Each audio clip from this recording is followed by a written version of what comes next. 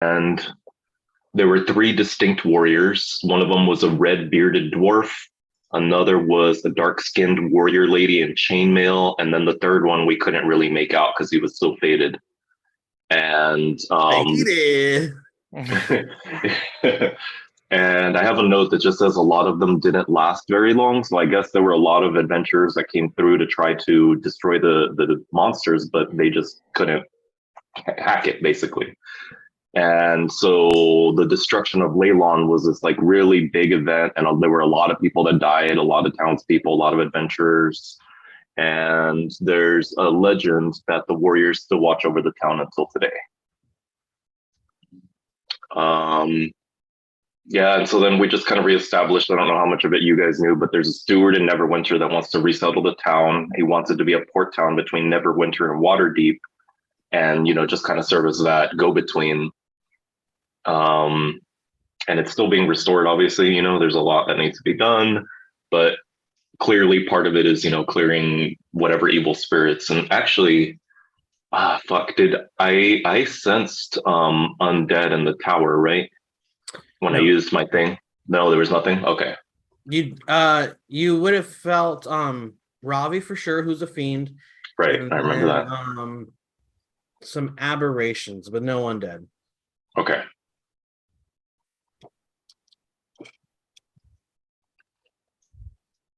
So cool. So then we know the tale of the swords of Leylon, but we don't know how to summon them, right? We don't know how to. I haven't found like a hilt of a sword or any sort of fragment or anything like that. So we know of them.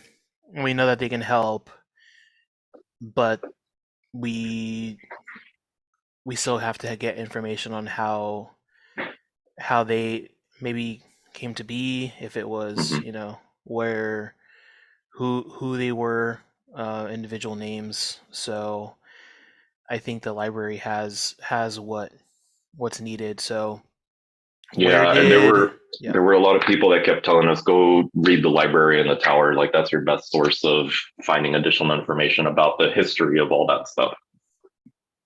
Okay, so then that's I think where we'll go. The second floor of the tower. Jane. Last time we encountered we went to the library. We encountered the golem, but I think if we're quiet, they won't attack. I remember that. Yeah. Yeah, we didn't have a lot of trouble when we were in there. I mean, it was just dead, basically. Mm-hmm. We're doing a Buffy, and we're like researching with Giles. kinda. That's perfect. Cool. So that's what we'll do. I think for and DM, you can sort of put us in to sort of the setting, because we weren't there last session. Yeah, so I guess let me ask you guys, Jane and Tybalt, what would you guys have been doing while they were kind of off doing their own thing, exploring the tower? Would you guys have been like in town asking around about things, looking for anything in particular, or just kind of resting? I think Tybalt in his quest to find sort of himself was helping out Marigold. Okay. And making sure that they aren't like charging for services and just helping out around, sort of showing them how best they can keep the temple well kept, and so folks don't start turning away from the temple. They also have Galileo at the temple. I don't know if you guys knew that. Yeah, the old man. Yeah. The old man is there. He's being taken care of by them. We blew out his legs. I guess Jane would have been resting, but then also because of all the ghosts happenings that were happening, she would have been trying to like study what she already knew, like trying to like recall information and like trying to prepare her ghost slayerness to get ready for the next time she goes up in that tower. Cool. Just like getting herself in her like headspace that she needs to be in to like prepare. Cool. All right. Well, in that case, yeah, we can pick up kind of back at your guys' cottage if you need to. For the sake, if we are exploring the tower, I will allow you to have cast Pass Without Trace again without expending your spell slot box, just because I mean we only have to do this because you know the mix up of characters, but yeah, sure. Tybalt, you would have been there at the Temple of Lathander. Sorry, I had a brain fart. You would have spent your time at the Temple of Lathander, helping out Marigold and Rogar, his Dragonborn like assistant. What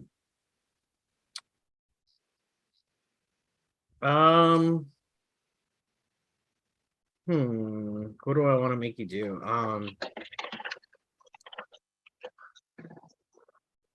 Yeah, I guess give me a religion check. Okay. Religion. It's a 21. Cool. Yeah, absolutely. In your time spent there, you would have definitely picked up on just a lot of the rituals and not necessarily even rituals, more just like etiquette that they kind of present themselves with, you know, or like carry along with themselves. And it really would have just like given you the opportunity to kind of see what like the church is like as a whole, right? Because you've kind of just been solo most of your life and like on your path to like find like yourself. And although you've found those connections along the way, you've never been in a like structured setting like this, at least not in a long time, as far as I can, you know, I'm aware. So, you know, maybe this would have like bolstered your faith a bit in a way. Jane, can you give me either a Arcana check or a history check, whichever you prefer? With advantage, because that's one of my thingies. Sure. Doing Arcana. 23. Awesome. Oh, before you say that, can I also, the one final thing I wanted to mention about what we were doing. So Jinx found a mention of a ruin stone, and it had been popping up over and over in the literature that we did find. We didn't spend a lot of time reading books, honestly, but we found one that looked important, and it kept making this mention of a ruin stone. Really? Yeah, everyone told them to go to the library to find out more information. They spent 0 time in the library. Right. They got to the library, or they're like, we don't need this shit. They're like, we just got to keep going up. Yeah, higher. Got to go higher. Yeah, but they didn't know how to use stairs either. That's because they don't read. Jesus. Cool. Jane, you in your like meditative time, you know, you would have been able to like bolster yourself and just like reaffirm all of your own like vindictions and kind of just remind yourself why you're here. You know, you're reminding yourself like why you were set out on this mission to like tackle the world and all of its like ghoulies and like bad things, you know, just kind of reminding yourself of your own past and just like getting in that headspace of like, I need to do this. I need to cure the world of this fucking disease of undead and fiends and whatever other things your like ghost slayer guy gives you. But yeah, you are pumped. You guys are pumped. Tybalt, you're pumped. Let's fucking go. What are we doing? Let's fucking read some shit. Yeah, so we go to the tower. So we actually found like a bookcase that had been knocked over that we didn't even bother with. So I think that would be a good starting point, probably. Okay.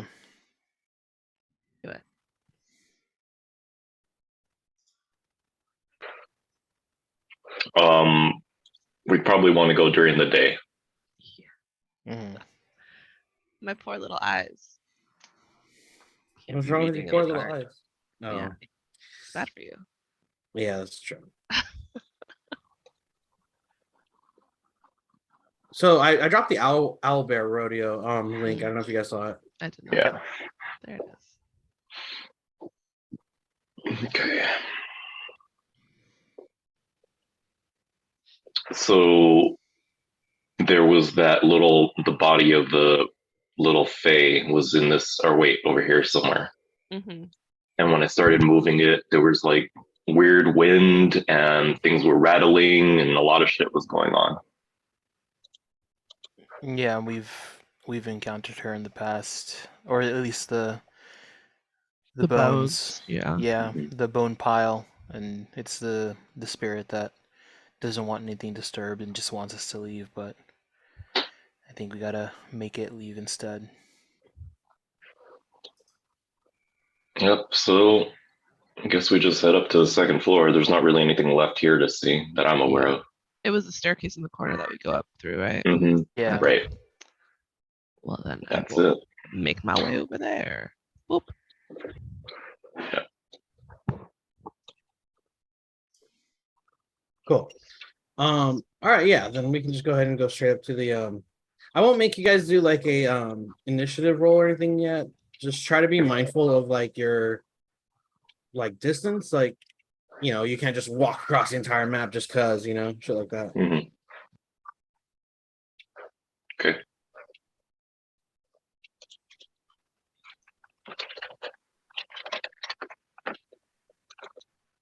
This music box noise is creepy. Good. Fuck you guys, man. I want you guys to be creeped out. Hey, Edgar, did you see the new Gontaralian? Yeah, looks good. The token. Yeah.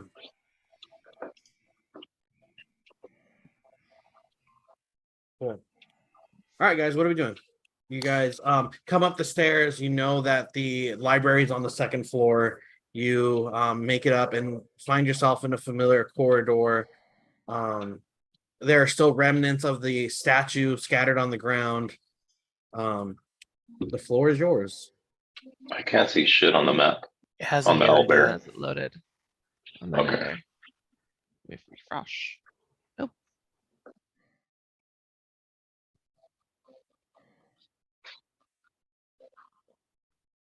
Yeah, it's still down for me too. Huh.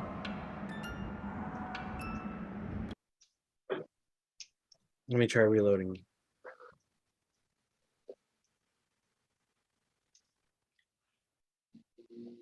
This is where I'm from. There it is. Nice. All right, it's coming in. So there's the bookcase. This is a fallen bookcase right here. Okay. And this looks like it might, well, I don't know what this is. This might be one too. All right. And Jane, last time you phased through. Oh yeah, I did phase through. Sorry, is that something you can do all the time at will? Or I think so. Yeah, let me reread that bit. Yeah. At the start of your turn, you can step between planes as long as you're not incapacitated. You can move through creatures, objects, as if they're difficult terrain, and you can see and affect creatures and objects on the ethereal plane. I only take damage if I end up it's under other, so I think it's like as a bonus. Cool. Yeah. Right? Yeah, well, it'll say so in the description. Like, they're very They say it in there, right? Yeah. This feature. It says at the start of your turn, so I think it's just like a thing I could do at the beginning. Cool. Okay. So then, I think my fear is if we try the door and. Oh, I'm sorry. You can do that once per long rest or short rest. Sorry. Oh, okay. Okay. It has a little box down here, and I got it. you've rested since the last time you did it, so you have one more time to do it. Yeah. But anytime it has this like little box or whatever, like that's like a use of checkbox. Yeah, Got like it. checkbox. And you can see like down underneath that one is the blood maledict, and you have 2 of those per short rest. Got it. Yeah, it's kind of hard to see. Like it like blends in with the I background. just stopped reading halfway through the paragraph. I was like, yeah, that's it. So with so we can't use that. So with Vox, You can. with your... She's short rested since then, so she has Yeah. 1 use of it left. Yeah. We only had 3 get rounds. Yeah, we only get 1, but we're gonna be like moving Doing into stuff. different libraries, into different rooms, so we can only use it once. Mm-hmm. So let's hold on to that one. All right. We have passed without a trace up. Yeah. And that helps yeah, with... I'd probably use it. Okay. And that helps with the dampening sounds, right? Yes. It gives you a +10 to your stealth rolls. And Yeah, I it gives guess you a plus. magically it does kind of like dampen your Sounds okay. Oh, someone get the phone.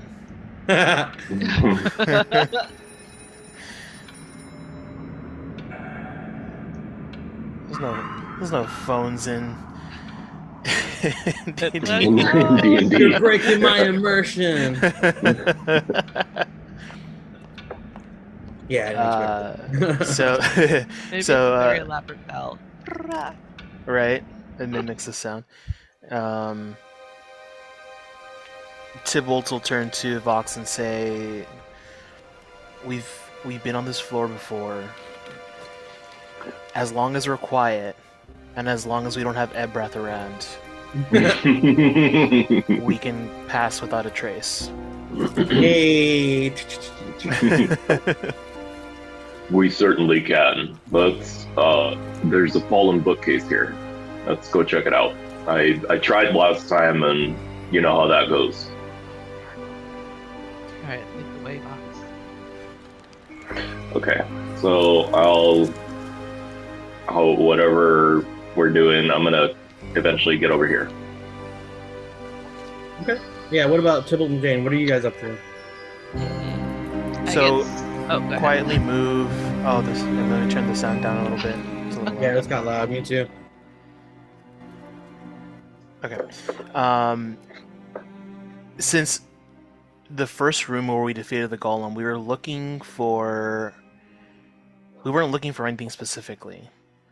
So we'll go back to that room and actually look for anything that relates to the swords of Leylon, or the what stone? The ruin stone, like ruin, R-U-I-N. Ruined. Okay. Ruined. And before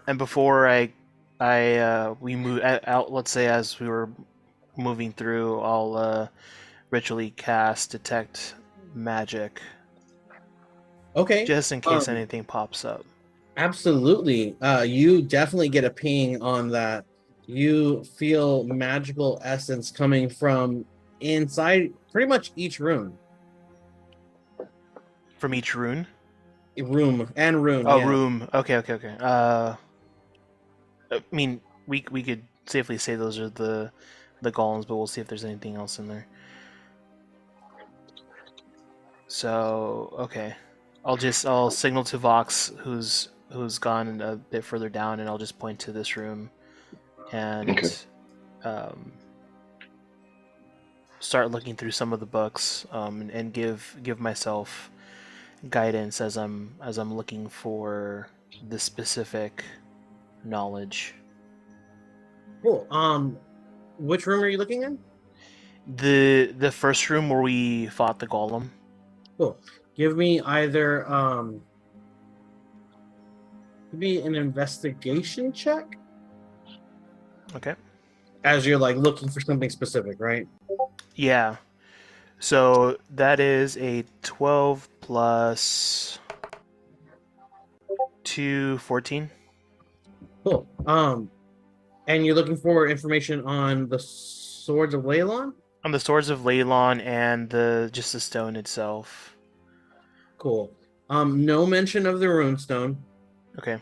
And you see that in some of the like books there, you'll find like local legends, lore, things like that. And you'll find mention of the Swords of Leylon having fought off the what's the word I'm looking for? Invasion of otherworldly creatures. That there was this explosion that happened in the tower. These otherworldly creatures that have never been seen before on this plane were released into the town and wrecked the town. The Swords of Leylon were just a band of heroes that kind of fought them off. Many died in the fight to help the town escape. But yeah, is there a mention of any of the individual swords and kind of what their abilities were? Not in that particular text. Okay. So then I'll move out and just signal to Vox that there's nothing in the area. Okay. And just sort of put my finger up to say like quiet, and then do the move forward to go to the next room. Yeah. Vox, what are you doing with that bookcase there? Well, is it like how did it fall? What am I looking at? Are the books facing up, or are they like underneath? They're kind of underneath, scattered a little bit. Like some of the pages are like torn and bent, and just what you would expect to find underneath a bookshelf that looked like it might have fallen over 300 years ago. Okay. Well, I mean, if I need to move the bookcase to access the books, I would do that. So it seems like the bookcase is on top of the books, right? Yeah. Yeah, cool. Give me a stealth check. Okay. Just to see how quietly you can pick up this bookcase. So 16 with my pass. With your pass. Okay. Yeah. As you kind of struggle to get the bookcase up, not so much because of how heavy it is, but rather just like how big it is. The wood does kind of creak, especially with like your heavy body. The wood underneath you kind of creaks a little bit. No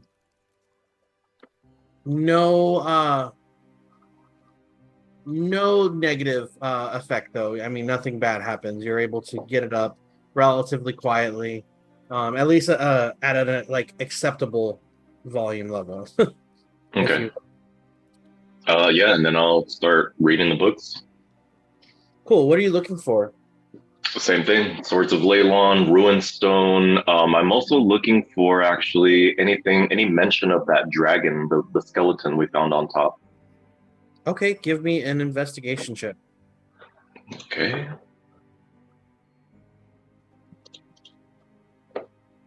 Uh, 16 again.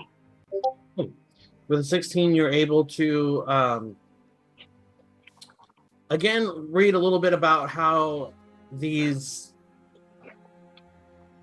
creatures that invaded Leylon seem to have come from the tower itself. From all the like just research you're able to kind of find in those books, you can gather that the creatures that wiped out Leylon 200 years ago originated from the tower. Okay.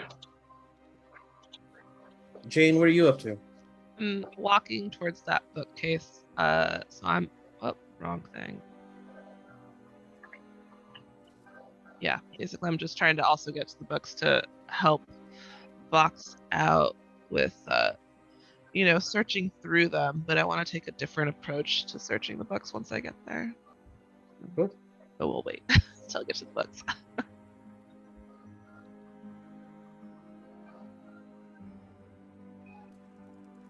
What are you like? Just doing the same thing, just kind of looking for. Yeah, so I think I want to more take a look for. I mean, you can't read all the books thoroughly, right? So I think I'm gonna look more for like ones that show signs of wear, maybe like bookmarks that got left in there. Also maybe books that show like history about the tower. So I'm trying to keep eyes out on. Absolutely. Give me an investigation check. All right. I also have advantage on that. Great. 26. with 26. a nat 20. Nat 20? Yeah. Okay, cool. With a nat 20, I will just say that you guys will have been able to have pretty much opened up, have gone through the library and have studied all the books, read through all the like titles that seemed to catch your interest. You know, you find that there were some that were already like pulled off the shelf and like stacked up somewhere, and you would have gathered that that might have been something that somebody else was using for research, so you kind of followed their lead. With the nat 20, you would have been able to, as a group, come together and just pour through these texts and just kind of like flip through them, you know, and look for any mention of anything regarding the tower or the history of Leylon. You will have discovered that that yes, 200 years ago, seemingly Thalivar himself, the person who erected this tower, was doing experiments on interplanar beings and was summoning these creatures from other planes to the tower and binding them here physically, and doing experiments on them. However, one day that experiment went awry and all of these creatures were just exploded and just sent out into the material plane, and they wreaked havoc on Leylon, laying the city to waste basically. The like city guard and the Swords of Leylon was a very particular group. They were kind of the like watchers of the town. They had gone off on like other adventures in the past and kind of were like an adventuring group 200 years ago who settled in Leylon. When this failed experiment wreaked havoc on the city, they were the ones that were kind of coordinating like the city guard and like coordinating the retreat of the city, the evacuation of all the citizens. As mentioned before, most died in the battle.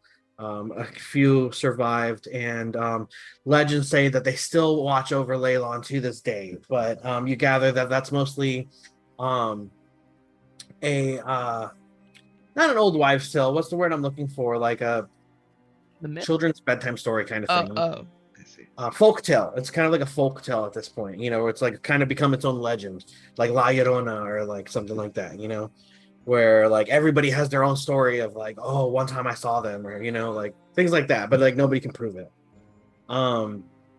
You will have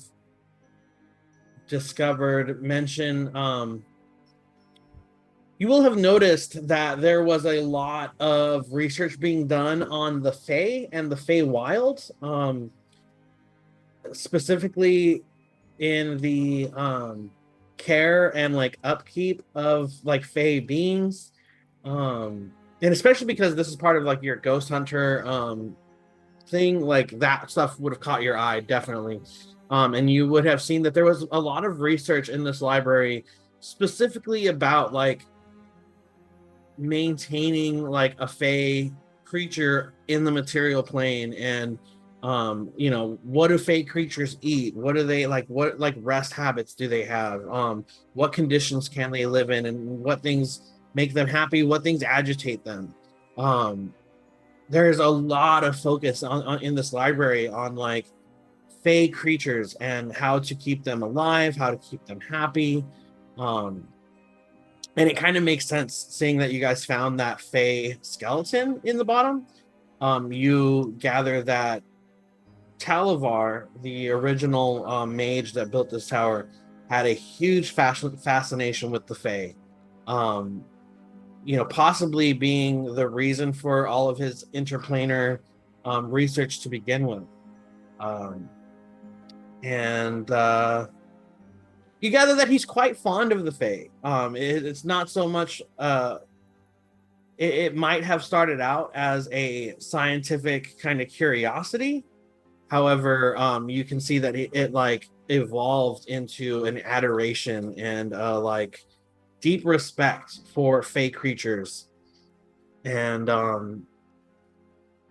you gather that he was just very, very fond and loving of fey creatures, and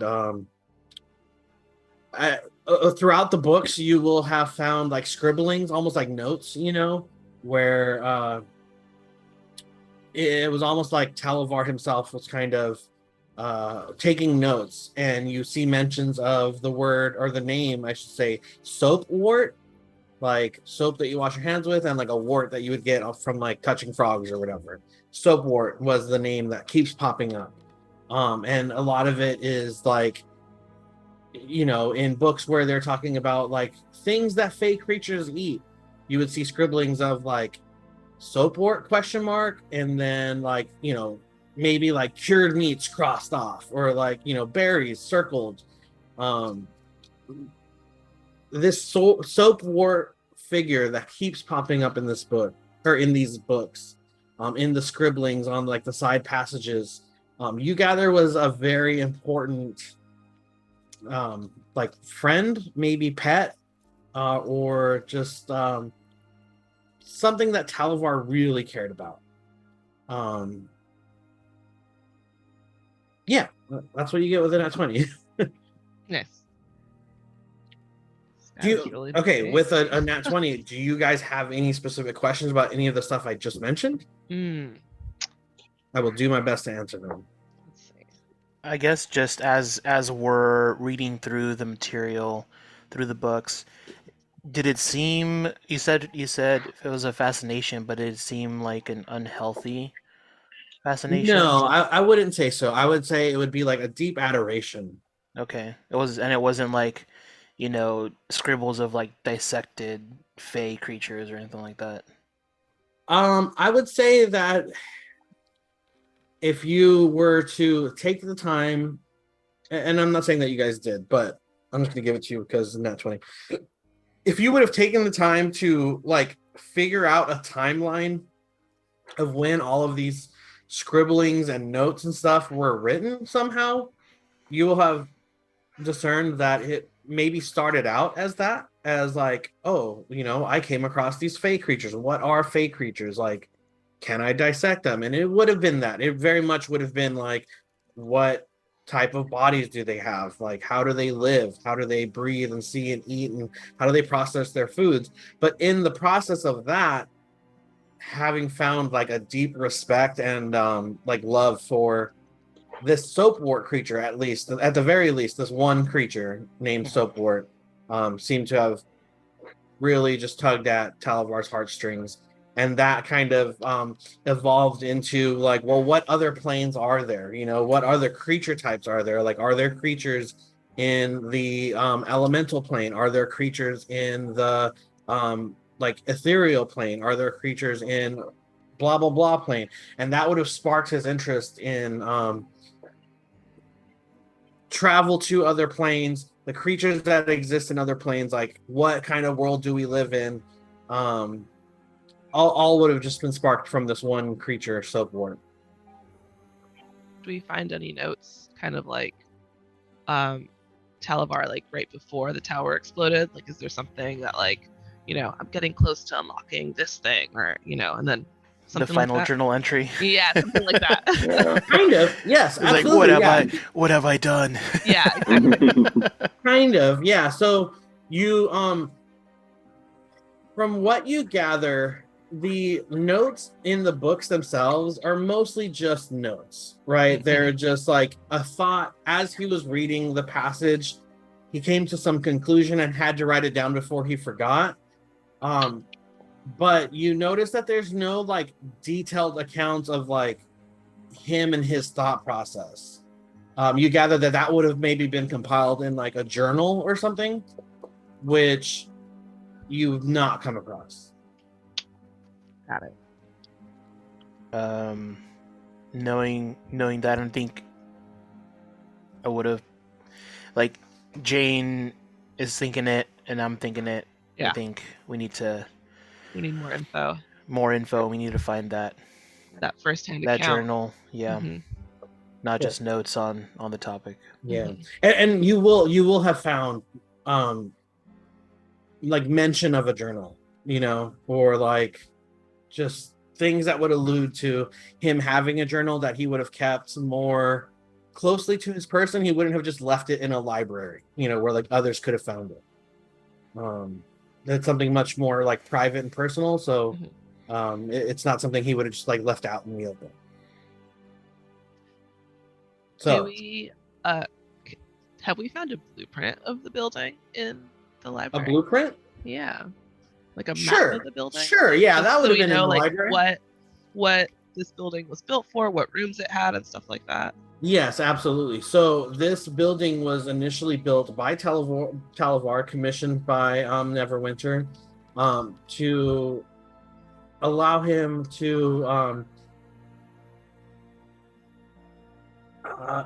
pursue these scientific curiosities that like a scientist would. And I keep saying scientist, but that's very much the like kind of way of thinking a lot of the like magic kind of was back in this time frame, where like the magicians, the wizards were the ones that were like studying magic and figuring out how it worked and like figuring out like different formulas and like runes and like things like that. It was very much a scientific endeavor. They're inquiring upon exactly like magic fascinated them. Yeah. They were like figuring it out. They were like, and this would have been very much that. Initially, Leylon was built as a port town, kind of halfway between Neverwinter and Waterdeep.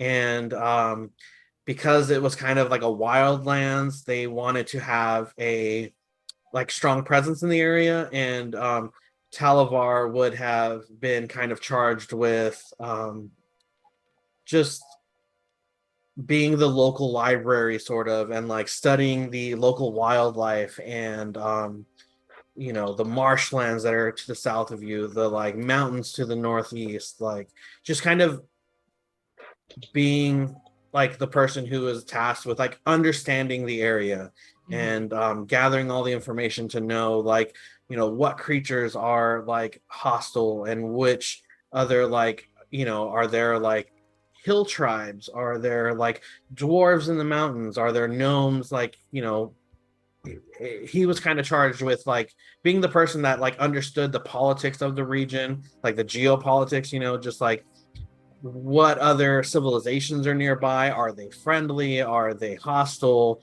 what do they like, what do they dislike, what are the creatures like in the area. On top of all of that, he would have discovered this fake creature, Soapwort, fallen in love with interplanar beings, and started his own research on all of this. You can gather that the research into all this interplanar travel was mostly just his own fascination. It's something that he was kind of doing on the side, where his like day job was just like being the like local librarian and helping people with like any magical things and like being the one that's like knows how to look up information and things like that. But all of this research was kind of just him on the side, just his personal curiosity, like being sparked by this creature that brought him so much joy. I guess the reason I asked about the map more was like, is there anything where it's like, like physically, like sorry. This is like the lab, and this is like the living quarters. Sorry. Absolutely. Yes. You would have found that. Yeah, sorry, I got fucking distracted. In my own like thing. I forgot what I was doing. So yeah, you would have found just like a general outline or blueprint of the tower itself. You will know that like the first floor would have been for like there was like a kitchen in there where like the like slave workers would have like been in there like making food and washing dishes and things like that, and kind of just like a general open like kitchen area type of like you saw that long dining table. He had a study that was in there, and some other things. I do have actual answers for you. Let me figure this out. Cool. So yeah, what was each? Oh yeah, the and then the on the first floor still there was the study, there was the kitchen, and then the area where you guys found all the like rubble and you found the Fey creature skeleton. That was like the servant quarters where, the people that I don't want to call them like servants, like they're slaves necessarily, but staff. That's where staff kind of lived. That's where they like slept and like, were able to rest in between their shifts. The second floor is where you guys are now. This was the Tower Library.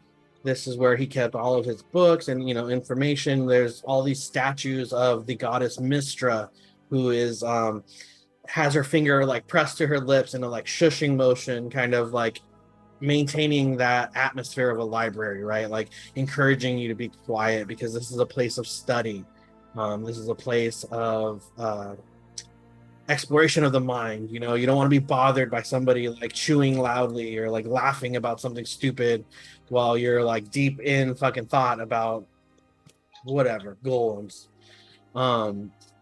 The third floor would have been where like his bedroom would have been, and other like rooms of almost like a conference room type where you could like have a meeting in like a private thing that wasn't located on the first or second floor. That would have been more for like specific people that had entry to that, just Thalivar and like who he would allow to come up for those like meetings or things like that. Important people who had access to the third floor. The fourth floor would have been the floor that housed the beacon that allowed for interplanar travel. And you guys weren't there, but Vox could kind of talk on this a little bit. They did find evidence of some like magical like housing almost for like a big crystal. And they also found some like cages almost where it looked like there was as these creatures would have been like summoned into our material plane, they would have been like trapped into like these cages almost. And Vox can kind of explain that a little bit better to you because he was the one that was up there. But yeah, I mean, that's the general outline of what the tower was 200 years ago. Perfect. Thank you.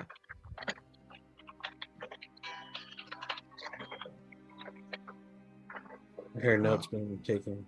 Yeah. Yeah, I should be muting. Sorry. No, not a problem at all. Is there Thanks, anything Lamar. else you guys want to do here in this library? Is there any more information you guys want to know? I mean, just ride this nat 20 while you can. You said the statues were of the goddess Mistra is her name. Mistra? Mystra. And is the goddess of luck? Magic. Okay. This is our first mention of her. Okay. Tybalt just sort of looks at the facade of Mistra and says, why would you let this happen? So many Fae died for the sake of knowledge. That's never okay. And are you saying this out loud, or is this kind of just an inner dialogue that you're having like in your consciousness? Almost like a whispered dialogue, so as not to trigger the call. No, I'm not asking for that. Sorry. I was more just asking, like, is this something you would be kind of just saying out loud to yourself, or is something more of like an inner thought sort of? It would have been out loud. It would have been spoken. Okay. Yeah. Cool. You hear a whisper in the back of your head, Tybalt, and it is that of a female voice. And she says something along the lines of,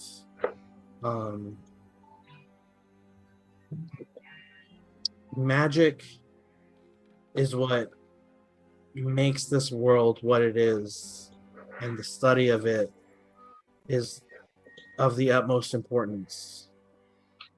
As magic dwindles in these lands, it's important for you to maintain your grasp on it to gain the benefits of the blessings of magic. And it's very much in a whispered, hushed tone that like only you can hear. Yeah. And Tybalt just responds, if the price of magic is innocent lives, then I want no part of it. And you also hear, almost as if it's fading away, like distancing itself from you. And the voice says, sacrifices are never required. And is always a tragedy. As it kind of like... And I'll sort of, Tybalt just ponders on that a bit and just moves on to the next thing, doesn't dwell on it too much. Cool. Is there anything else you guys want to ask about in regards to the tower or Thalivar or with the summoning? Does it seem like the creatures were coming against their will? Absolutely. Yeah. Not so much in a like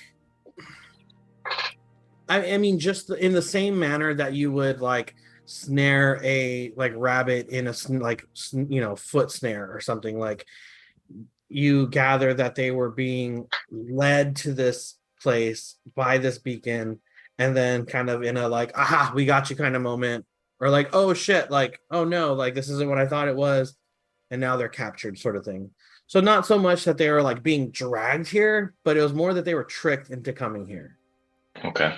For and just with a nat 20 for the specific reason of understanding and like studying them. Okay.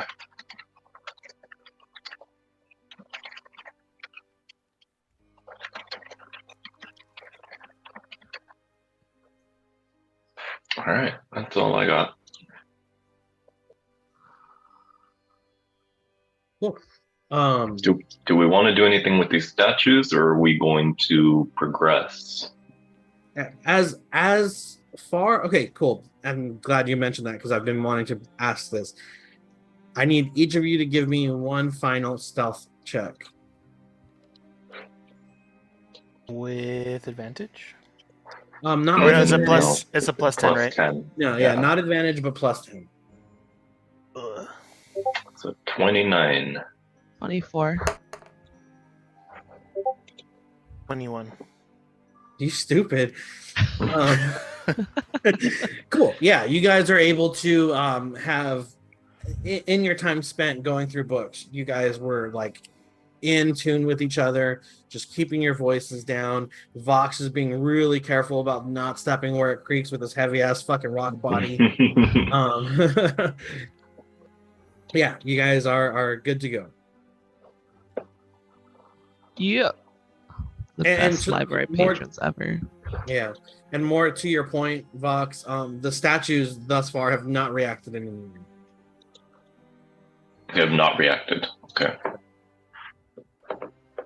I'll just let Vox know that when we encountered the first statue that became the golem, it had its rune scratched off, and it was a breath that mended it, and it came to life. So it can be assumed that that's the way to disable them, but we may have use for them in the future. So up to us if we want to disable or leave them as is. I think they're not harming anyone, so we can leave them there for now until we clear the tower and the threat is taken care of. Okay. So this rune was damaged and he repaired it? It was a rune on the statue itself. Oh, okay. Yeah. Multi-tooled fixed it. Yeah. Yeah, and so when he corrected the runes that were on the ground, all of them lit up, and then all of the statues started to glow with a magical presence as well. Oh, so it was the rune that's on the ground in front of us? Okay. Yeah, so each rune it was on the ground matches the rune on the back of the statue. Gotcha. Okay. I see. I mean, I'd like to probably check out this room down here. I don't think anybody's been in here yet. Is there direct access? Yeah, you can maneuver your way through the scaffolding to get there. What are you looking for exactly? Because with her nat 20, I'm kind of giving you guys just whatever you guys want to know. You will have found it. Are there any instructions on how to operate the summoning portal? No, that is a good question, and no, there wouldn't have been. You would have gathered that as you guys were pouring through this and reading about the summoning circle and the plane beacon. A lot of that information, it was kind of hard to find, kind of hard to come across, almost as if it was removed from the library for the sake of security or his own personal private collection somewhere else. Okay. There wasn't a ton on the instructions of the planar beacon. Okay. With that said, I think I'm done on this floor. On the third floor, there's a cave-in and there's not really much to see. Do you guys want to check out the dragon bones and the summoning portal up on top? Yeah. The only other alternative is to rappel down the building into what appears to be a bedroom on the third floor. It's inaccessible from the third floor. We'll need to drop into it. Yeah, I think that's a good idea. I mean, based on the map we looked at, I think it's a high point of interest to try to figure out what Thalivar was doing by visiting his bedroom. All right. Then with that, I guess. So, Tybalt, any thoughts? That sounds like a good plan. Let's go up. We'll head up to the fourth floor, Ronnie. Fourth floor? Yeah. So no access from the third floor, right? There's you do. Yeah, you have access to the third floor. Look, just for the sake of having to pass through it for your access to the fourth floor, let me know if you can see this. Yeah, that's loaded. Yeah. Okay, cool. Yeah. So they explored this floor kind of briefly. You'll see where there was a room where you could it was a small private room. There is this rubble here that is floor to the ceiling rubble that would take hours if you wanted to try and clear it. And I explained this to them. They gathered that this is as far as the soldiers have gotten since you guys have re-established Leylon and we're working on clearing out this tower. This is when things started to go awry and the soldiers started to get spooked and things started happening that they were yo, we don't want to be in this fucking tower anymore. And they got scared and kind of stopped working as here, which is why this rubble is still here and it's closing off. Excuse me. You can see that it's closed off this hallway here with access to this room. You guys haven't explored that room in particular, but you do. I forget how, but they were able to kind of figure out that there is a window into that room from the outside that maybe they can access that way. So the tower had windows in the same spot on every level, and we determined that we could probably go up to the fourth floor, drop in from the outside of the building into this blocked off area. Okay. All right. Yeah, I don't think there really wasn't much on this floor though, other than the blocked area. There's Galio's room, which I think didn't really have a lot. That's the top one, that little one. Yeah, okay. So we figured out that was basically his sleeping quarters, but there didn't really seem to be much there. I don't know if that was, what was that? Was that a portal? No, that's just like some arcane kind of like drawings that he was like working on, maybe like trying to study portals, but it's not in and of itself like a magical effect. It's really just artwork that whoever created this map put on here. Right. That I'm now having to like make up a story for. It's a fun rug. Yeah, absolutely. Okay. All Well, right. yeah. Let's move up let's to go the to the fourth floor. floor then. Yeah. Alrighty then. Alrighty then.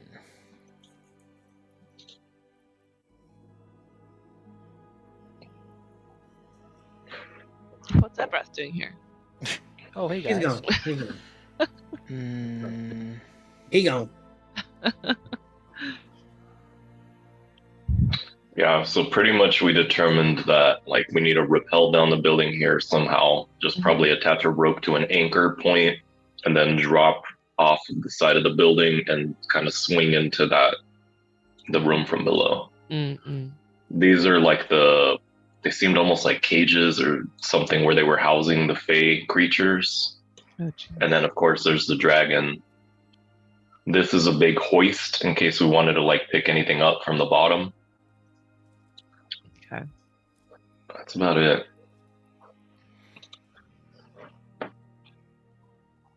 All right. Gotcha. Okay. And this floor is thick. It's not like we could break through the ceiling.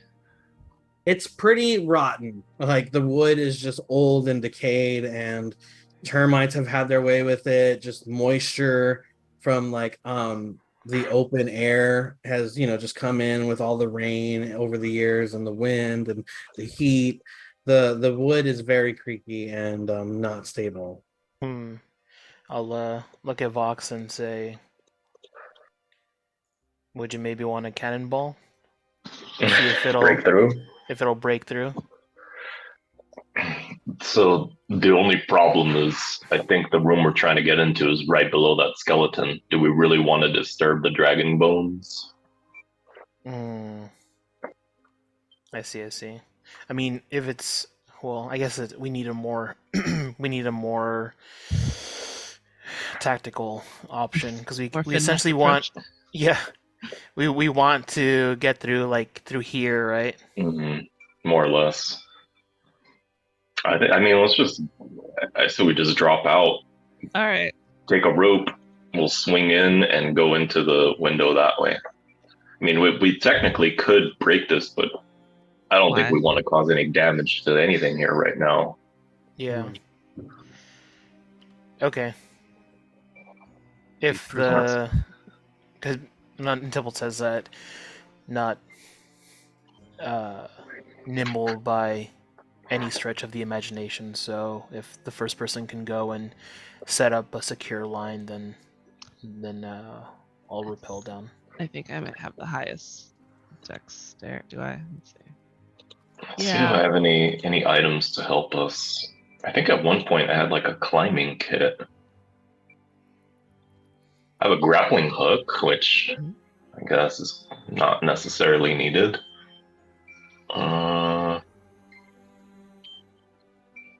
Definitely have a rope. I have a crowbar for some reason. That helps actually. Like if you're trying to break into something. Yeah. We can just so crowbars give you advantage on strength checks when you use it. So to like open. Okay, that makes sense. To open stuff. Yeah, like if there was like a door that was barred, like as you're like struggling to do it by yourself, like that's a normal strength check. But with a tool, that gives you like advantage. We could use the crowbar to like pull up the floorboards and create the space. You could do that. Yeah, absolutely. That if we're going with plan A, then we can just go rappel down. Yeah, I think I could set up a line. I think I can make it down there. Cool. So feel free to move your characters wherever you need them to be. Let's see. Where is the window? So it's, I mean, as far as we know, it's kind of, did not mean to do that. How do I undo that? Erase all. There we go. Okay. Yeah, as far as we know, it's kind of in that area, somewhere around here. Yeah, I mean, we could probably just tie off a rope to one of these like cage things. They look pretty sturdy. I don't think they're going anywhere. So we tie the rope to that and then lower ourselves in and drop in that way. Okay. Through the outside, all right. DM, is there, with my detect magic, am I getting a sense, a magical source from the dragon's location?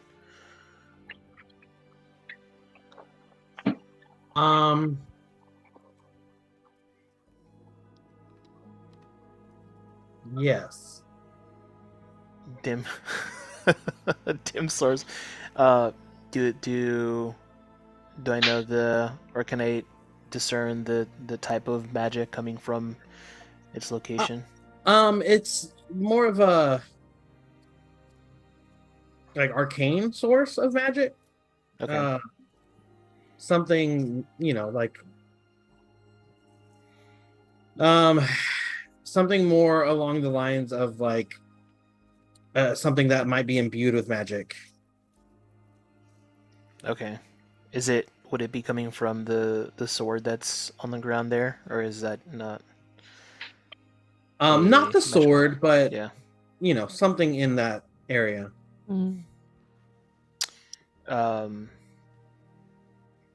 I'll get closer to it. Oh, yeah, absolutely. Do you want to like rummage through the rubble?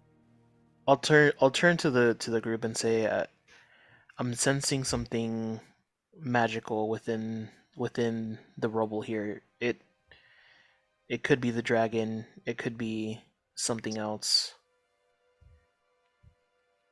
Do we want to look for it now? Yeah, I think that's a good idea. Might as well get as much information as we can while we're, on our way. Just be careful not to disturb the dragon bones.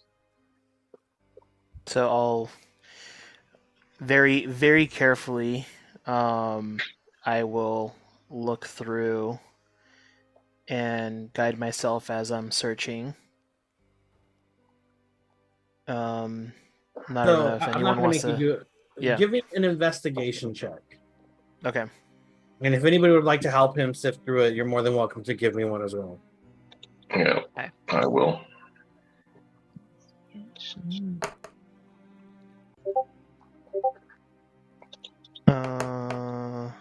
Got an 11. I think 18. Wait, so I have advantage on trying to recall information about phase, fiends, or undead. Are you trying to recall information about phase, fiends, or undead by looking through these bones? No. I'm not. So give me a flat investigation check. Yeah, I got a 17. Cool. Yeah, absolutely. With a 17, that's more than enough to find what you guys are looking for. You guys find several skeletons of otherworldly looking creatures, one being this dragon-like creature, and as you move the bones, nothing happens. It's just a skeleton, it's just a dead body. You're able to move it just fine.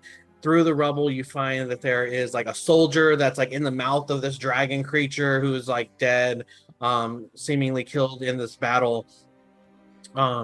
You gather, and just from what you can gather of the room, that this, and what I told you earlier, that this is where the planar beacon was held. You can see this large circle area here with these other little gemstones. That seems to be like a mount to have held this giant, what would have been like a crystal beacon that would have allowed for interplanar travel. You can see that there are these cages along the walls where there are several like skeletons kind of like in them, rubble all around them, and you can see where some of the cages have like been burst open almost. So you gather that this is where he was doing his experiments. This was his like laboratory of sorts. And this is why most of the damage is to this area. I mean, as you peer over this ledge here, you can see down to the third and even the second floor, where this large chunk of the tower is now missing just from the damage and like the explosion that happened. Like all of this part is just gone. Right. Also, where are you guys? Are you guys still just in this? You guys are just looking through the bone? Yeah. Like, are you guys over there? Should be moving around. Yeah, like around this I'd area. have been around there. As you guys sift through the rubble and everything, you guys would have found what appears to be the human remains, a skeleton that appeared to have been human remains, clutching a staff that is made of glass and seemingly unbroken. And so much so, Tybalt, that staff itself is kind of what you were picking up on earlier.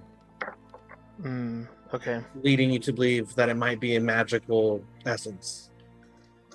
So I'll grab the, knowing that the staff is the magical source, I pick it up and show it to Jane and Vox and say this was the source of magic that I was sensing.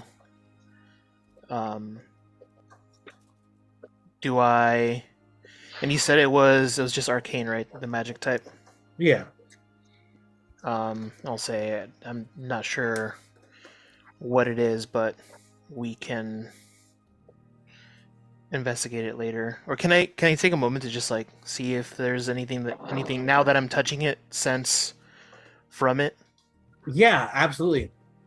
Give me an Arcana check. All right.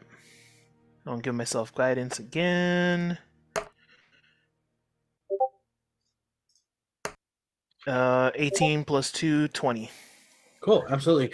You don't know specifically what this item is just because you don't have the identify spell. Right. But you do gather that the staff is aside from being a staff, and staffs are typically, used as an arcane focus for most, or for a lot of spellcasting individuals. As you hold it, you feel safer. Like you feel a little bit more protected almost. Okay. So I'll just relay that back to the group and say I don't sense it's possible Galio can help us figure out what this is. Agreed. I don't sense it's anything cursed or dangerous, so we can carry it with us.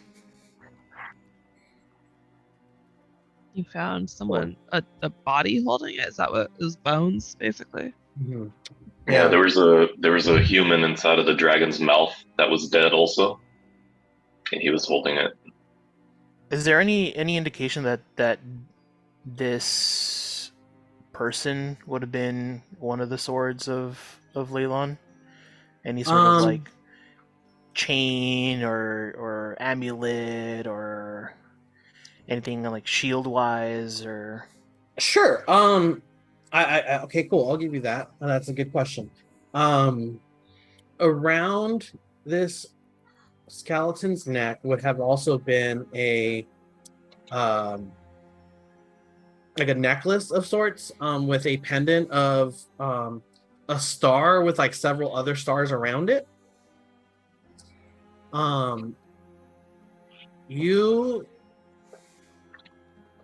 Okay, with the help of Vox and Jane, I won't make you guys roll for this. Actually, fuck it.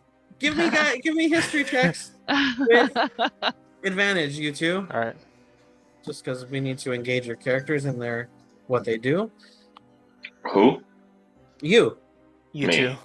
Advantage. 22. Take it. 18. And you got a 22? Mm-hmm. Cool. Having read through all of the text in the library and knowing what you know about fays, undead, and aberrations, or whatever the thing is, and you would have gathered that symbol would have popped up several times throughout the tower, and it seems to have been a symbol of a particular like group or organization. So much so that you are able to gather that this might be, or these might be the remains of Thalivar himself. Oh, shit. Cool. And with that, I need each of you guys to give me initiative rolls. I knew this was coming. We've disturbed him. 25. 10. 11. Nice. I almost got a nat 1. It was like teetering. Oh yeah, I got even with 20 advantage. Is that Sweet. Yeah. Is that All right. anything good for initiative? I got a nat 20 on the roll or nah? No, first. not for initiative, unfortunately. I will say that with a nat 20, you are not surprised. Tybalt and Vox, you are though. So you will miss your first round. Okay. As this creature bursts out of the rubble behind you. And it's this long, like tall, like alien looking body that has, it's like a very pointy kind of head that it's like head kind of comes back into a point, almost like the like ancient like Egyptian fucking like head things that they had. It's got 6 arms that are just like protruding from its torso, just in these long mangled claws as it rushes forward and takes an attack against you, Tybalt. Okay. Getting a Xenomorph popped out of nowhere. Yeah, Jesus. right. I know. 27 to hit. I'll use my my flash for disadvantage. Okay. Getting a 24 to hit. That hits. Cool. I need you to take 11 damage. Okay. Of slashing damage, as well as 6 psychic damage. Okay. He's going to take another swipe at you with his claws, getting a 18 to hit. Meets beats, so it hits. Cool. I need you to take 7 slashing damage. Okay. He's going to take another attack at you, getting a 9, so he misses his third attack. Taking a 4th attack against you, getting a 12, missing on that. Yep. Taking a 5th attack against you, getting a 20. Hits. I need you to take an additional 7 slashing damage. Okay. He's going to take a 6th attack at you, getting a 12. A shit ton of arms. That's why. Yes. All right. Cool. Sorry, I gotta fucking put this guy on the map now. I'm sorry. Took down like a third of my health.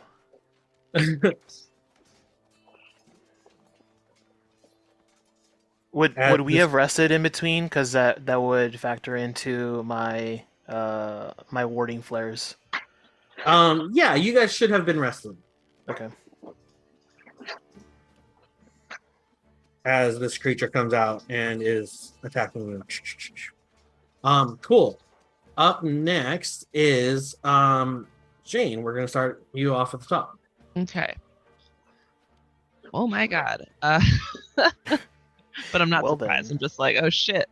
Yeah, as this giant creature just bursts through the rubble and just does this flurry of like attacks on Tybalt in front of you. How are you reacting? So I pull out my crossbow right away and I decide to shoot twice to try to disarm it, or to try to get it off from attacking Vox, just trying to slow down this terrible situation that's unfolded so quickly.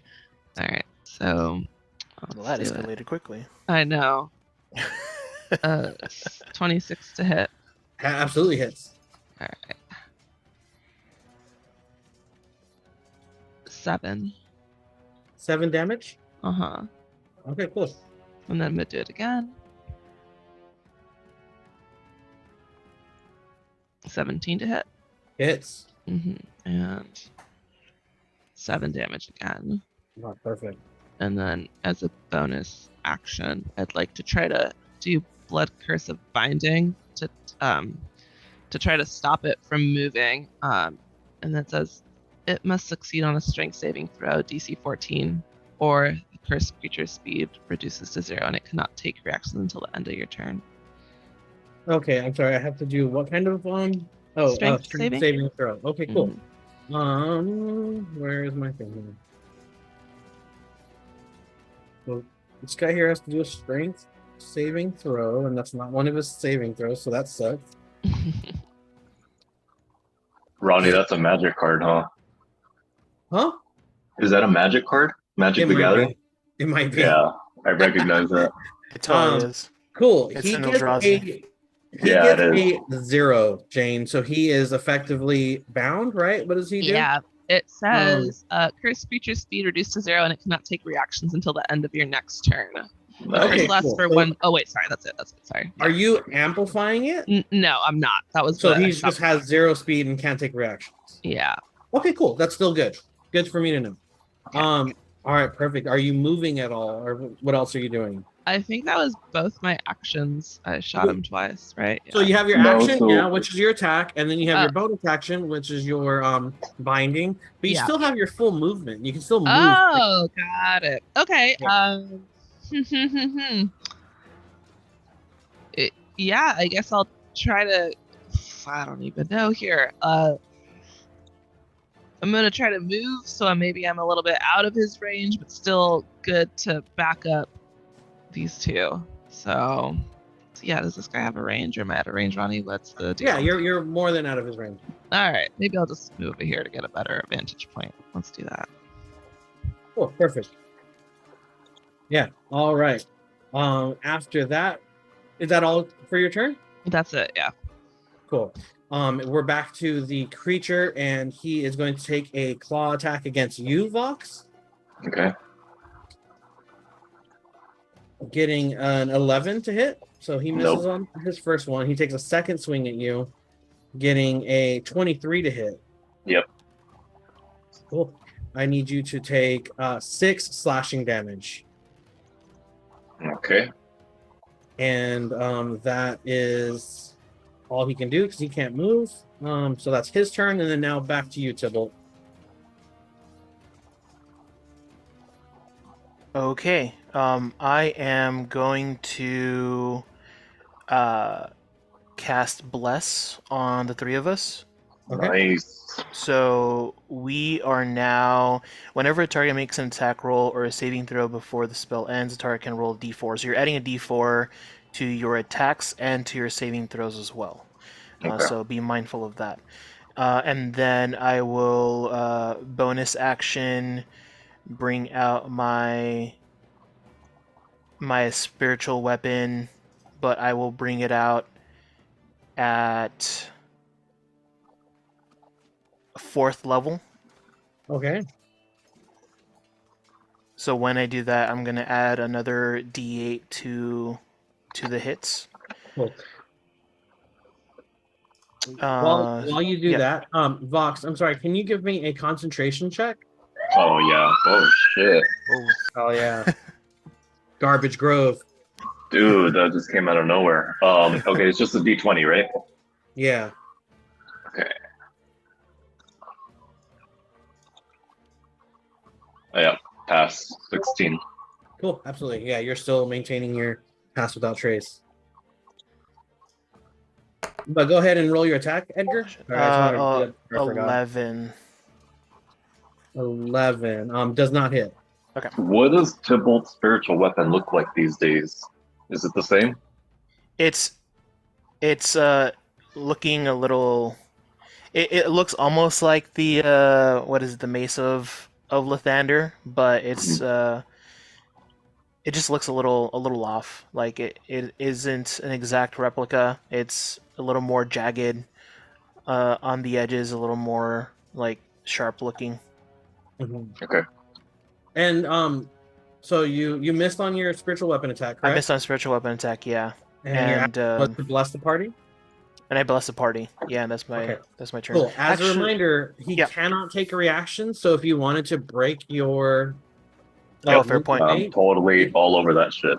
He wouldn't be able to take an attack of opportunity. Absolutely. So I'll move further back I'll move this way to be closer to Jane. And that's my turn. Cool. Vox, it's now your turn, and you see this creature come out and bum rush Tybalt. Jane shoots him with a couple arrows and then like does her weird like blood hunter magic, and you see his body just get like kind of like turn inwards and like constrict itself a little bit as he's like struggling to break free. He had taken a couple swings at you. What are you doing? How tall is this guy? He's like 12 feet tall. Oh, okay, I figured. All right, definitely going to separate from him since he looks to be pretty tangled up. Is there any, like, how big are the cages, and how hard would it be to climb it? To climb in? Easy. No, to get on top of it. Oh, you can get up there, no problem. Okay. So let me just measure real quick, make sure I'm good. It's about 30 feet to get to the thing. So I just go into a full sprint, get up as high as I can on top of the cage, and then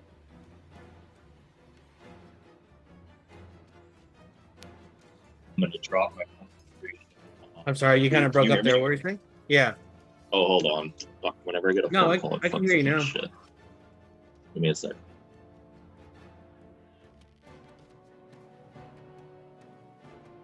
Okay, how about now? Yeah, we can hear you. Fuck, hold on. I'm gonna have to rejoin.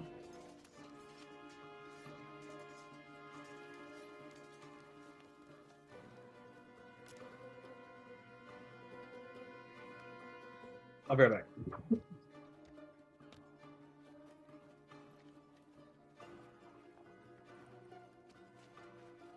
Let him in. This fight is brought to you by no sponsor.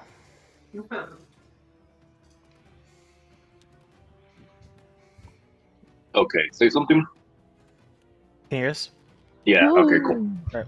Yeah. Ronnie stepped away for a second. It's really annoying because like when I get a phone call, it automatically jumps to that, and my headphones switch to it, and then they don't go back to Zoom.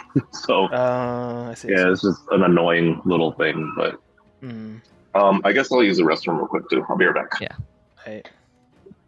It's a perfect break time. Seems easy, yeah. Too much coffee. Yeah, BRB as well. Okay.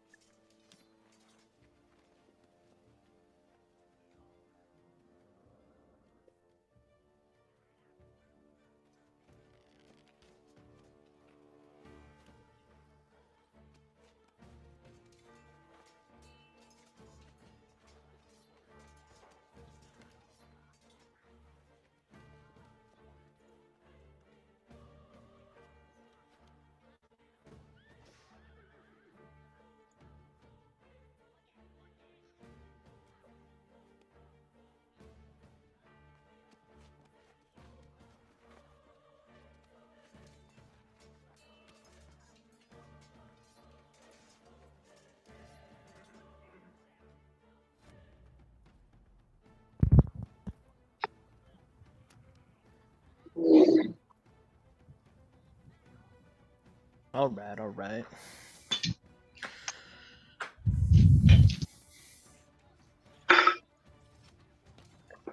So the jerky turned out all right, Ronnie.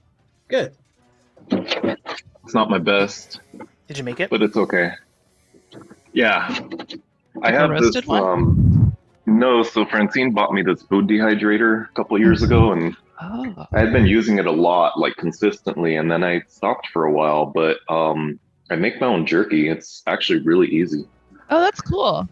Yeah, and I love beef jerky, so it's just like nice to have on hand because I mean it's basically like lean ass beef.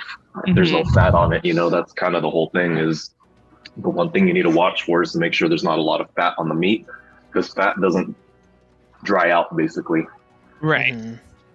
So you can't just have a bunch of fat, because then it'll just go bad like right away and then you just get sick. So you need to get like super, super trim. And it's not even like fancy cuts. I got like beef round or some shit. But it's really easy. Like just after you've done it a couple times, it's very easy. I love having it on hand. Anyway, all right, everybody's back. So running full sprint, jump on top of the cage, and then I'm going to take my shot. Oh, no, sorry. Before I do that, I'm going to drop my concentration on pass, and I am going to cast. Before I do, let me make sure I check off pass without trace, so I don't try to use it again. I'll do that afterwards. What color are we using for bless? Doesn't matter. Okay. Not red. Red's typically for enemies. I will use my bonus action to cast Hunter's Mark on this big Eldritch fucker. Cool. And then I will take my shots. So I get 2 attacks with my Oath Bow, and I get an extra D4 on it, right? So that's 17 plus a D4 to hit. Okay, and then that's gonna be, man, it's been a while since I've done all this. Okay, so here's the regular damage. That's a 9, and then I add a D6 for my mark. Hold on. D6 for the mark, and then I'm gonna do the extra D6 with the piercer damage. Okay. So 17 damage on the first hit. And then I will take another shot for, nat 20. So that's a crit. Cool, absolutely. So that's 9 more, and then the Hunter's Mark. Another 14. 14, perfect. So as you draw your Oath Bow back, that like magical arcane drawstring, pulls real tight. You let your arrow go, just ripping into his torso. Second shot, just hitting him like right in the shoulder, and like one of his arms just goes limp as like he's lost all nerve connection to it. Would you still let me trigger my Oath Bow command? How do you trigger that? I just speak the phrase when I do it. It's not even, I don't think it's an action or anything. When you make a ranged attack with this weapon, you have advantage on the, I have to speak the command first. So speak the command, the target of your attack becomes your sworn enemy until it dies or until dawn. You have only one such sworn enemy at a time. And when he dies, I can pick a new one the next dawn. But there's no action or bonus action or anything. It's just like a neutral action. Sure, yeah. I'll say that would apply to like the next round. Okay, then I won't speak it. Okay. That's my turn. Alrighty. After that, we're back up to the top with you, Jane, followed by the creature.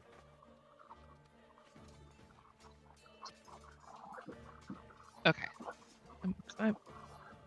I'm not muted, right? We can hear you. Okay, good. Sorry. Yeah, we got new headset. I'm like, where's everything? Okay, so I'm going to do my Crimson Right to imbue my my thing with the shoot. Am I reading this right?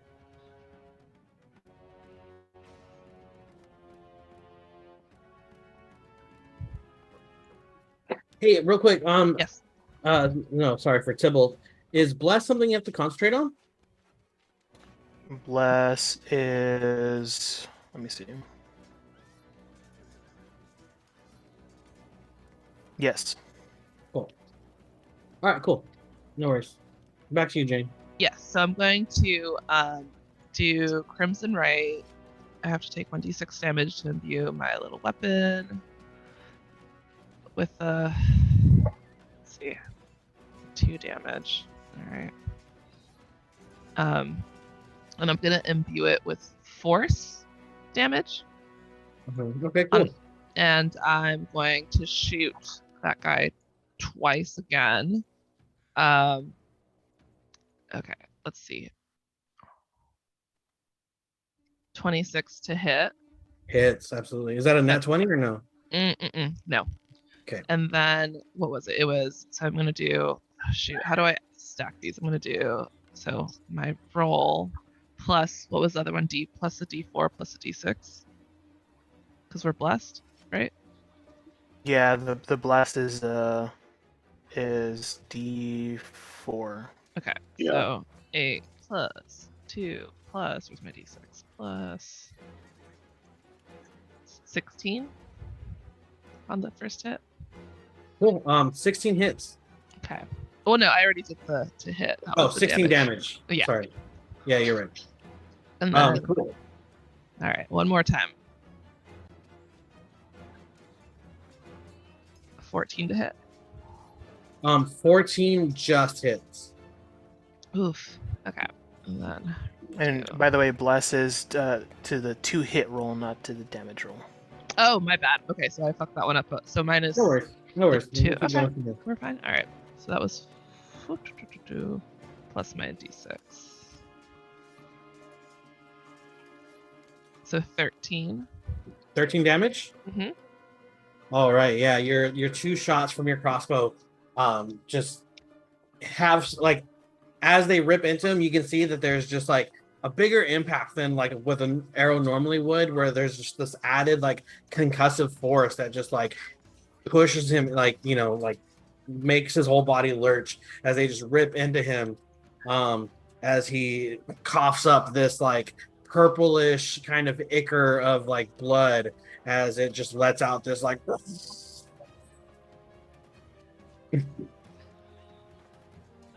What else are you doing? Sorry, that like fucked up my throat. Yeah. Is he still? He's still bound? Until the end of your turn. So once your turn's over, he can move again. All right.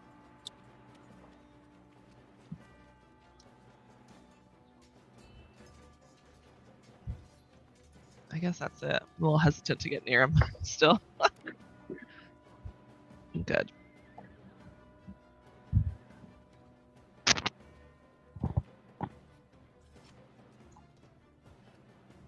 Okay. Yeah, I'm done. Wait, did you catch that? Can you still hear me? Huh? You can still hear me? I said that was it. Yeah. Okay, Yeah, sorry. Cool. After that, now that your arrows have ripped into him, he is going to do his best to hide. And so I need to do a stealth roll. Okay, cool. Ooh, awesome. As he has just been rocked with damage, he in the shadows is able to just kind of like his skin kind of just changes color a little bit, and he effectively is hidden from your guys' sight. He did beat your passive perception, Tybalt, so I just want to throw that out there. I don't want to like make you feel robbed or whatever. Yeah, I was going against your passive perception, so yeah. Cool. And yeah, after that, he is going to appear behind you, Tybalt. And he is going to go ahead and hit you with another attack. Or he's going to try to, at least, with his claw, getting a 26 to hit. I'll use my flash again. Okay. Hopefully getting a 20 to hit. That still hits. Cool. I need you to take 11 slashing damage. Okay. And roll a concentration check for me for your bless. Concentration. Just a d20.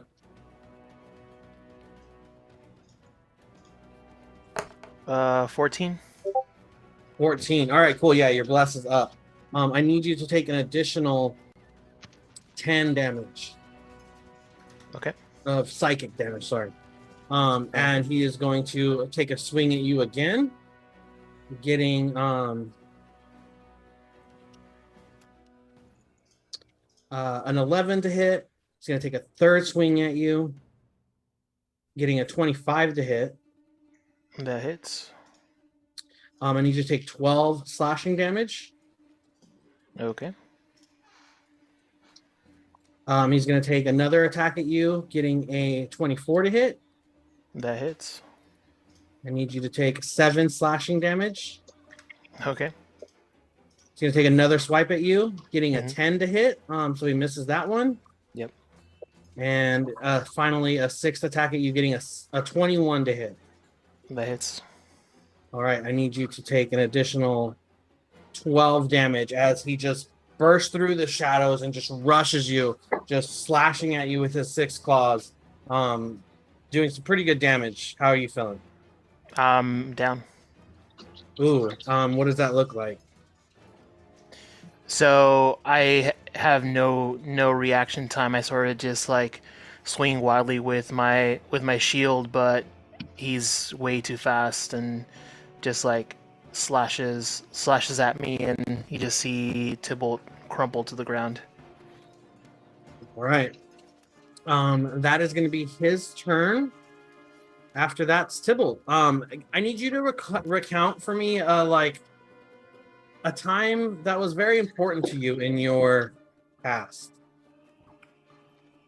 Tybalt just recalls the moment where Blast is taken away, and just his brother like pulls him through the portal, and he sort of reaches out but has 0 time to react, and feeling that moment of hopelessness, that same feeling is returning again as he just is unable to fight and fend for himself, and he's too weak to overcome the evil of the world. All right, give me a death save. God damn it. 7, so it's a failure.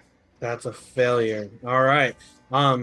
As you recount that memory, you remember the look in Blast's eyes of just concern as you were the last thing he saw, and as you are just like fighting for consciousness, all you can focus on is just that look of pain and desperation that would have like washed over him, and just how like remembering how much he trusted you to like keep him safe, like how safe he felt around you and how like comfortable he was with you in that moment of complete despair. You remember just that like look of absolute desperation where like you were the only thing he could see as that light faded from his eyes. Vox Aston Nikata, you see this creature come from the shadows and wipe Tybalt out. What are you doing? Well, I can't reach him. So I am going to move my 30 feet, which would put me pretty much almost to his weapon if I dart directly. So I just like after I just came like running full sprint this way, I'm gonna go right back now. Cool. Yeah, I thought initially thinking we're like in pretty decent shape, and then obviously we are not. So I end up about there, and Tybalt's down. Can't reach him yet, so fuck. My heal is only, I have to be within touch range for cure wounds. Okay. Yeah, he's gonna have to wait, unfortunately. So I guess from this point, hold on, let me double check my spells. And everyone's blessing is down because I went down as well. Oh, nice. Thanks for reminding us. Yeah.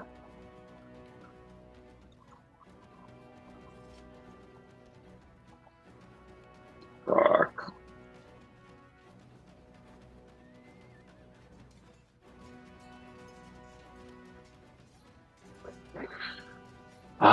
Yeah, just frustrated that I can't reach him. I'm going to take a couple shots until next turn. So Are you using your command word?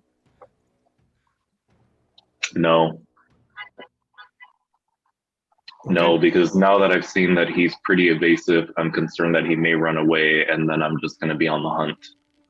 So I will take a shot with my Ulfo. Getting a 22 to hit.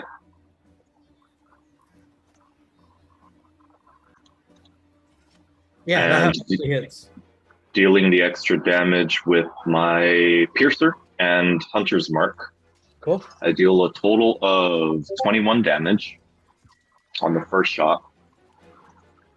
And as this like creature is just like ripping into Tybalt, as Tybalt is like slowly falling, he's just continuing to slash at him, and then one of your arrows just like hits him square in the chest as he's now just like taking deep breaths. Okay. And then I'll go in for a second shot. Cool. So an 18 to hit. All right, absolutely hits. I'm going to re-roll that D6 with my Piercer feat. That's better. So 13 more damage. All right, as your arrows rip into him, you can see where he's now like had to like steel himself for a moment, and he's like his breathing is much more ragged than it was before, as he's just like as he's like struggling to breathe at this point. He's just got arrows fucking sticking out of his lungs and shit. Is there anything else you'd like to do? No, but I'd say that with every deep breath he takes, like all of my my wasps that were on my arrow that did the extra damage, he's probably inhaling them. Yeah, exactly. He just has like these little insects just crawling over him, and he's like never encountered this before. All right, Jane Vista, you're next. What are you doing? You see Tybalt go down. Vox is blasting him with arrows. Wait, sorry. So I actually, as a bonus action, because I didn't use my bonus action, I will also use my Blood Curse of Binding, which is the same that Jane has, but my DC is only 13. Okay, so I have to do a strength save? Yeah.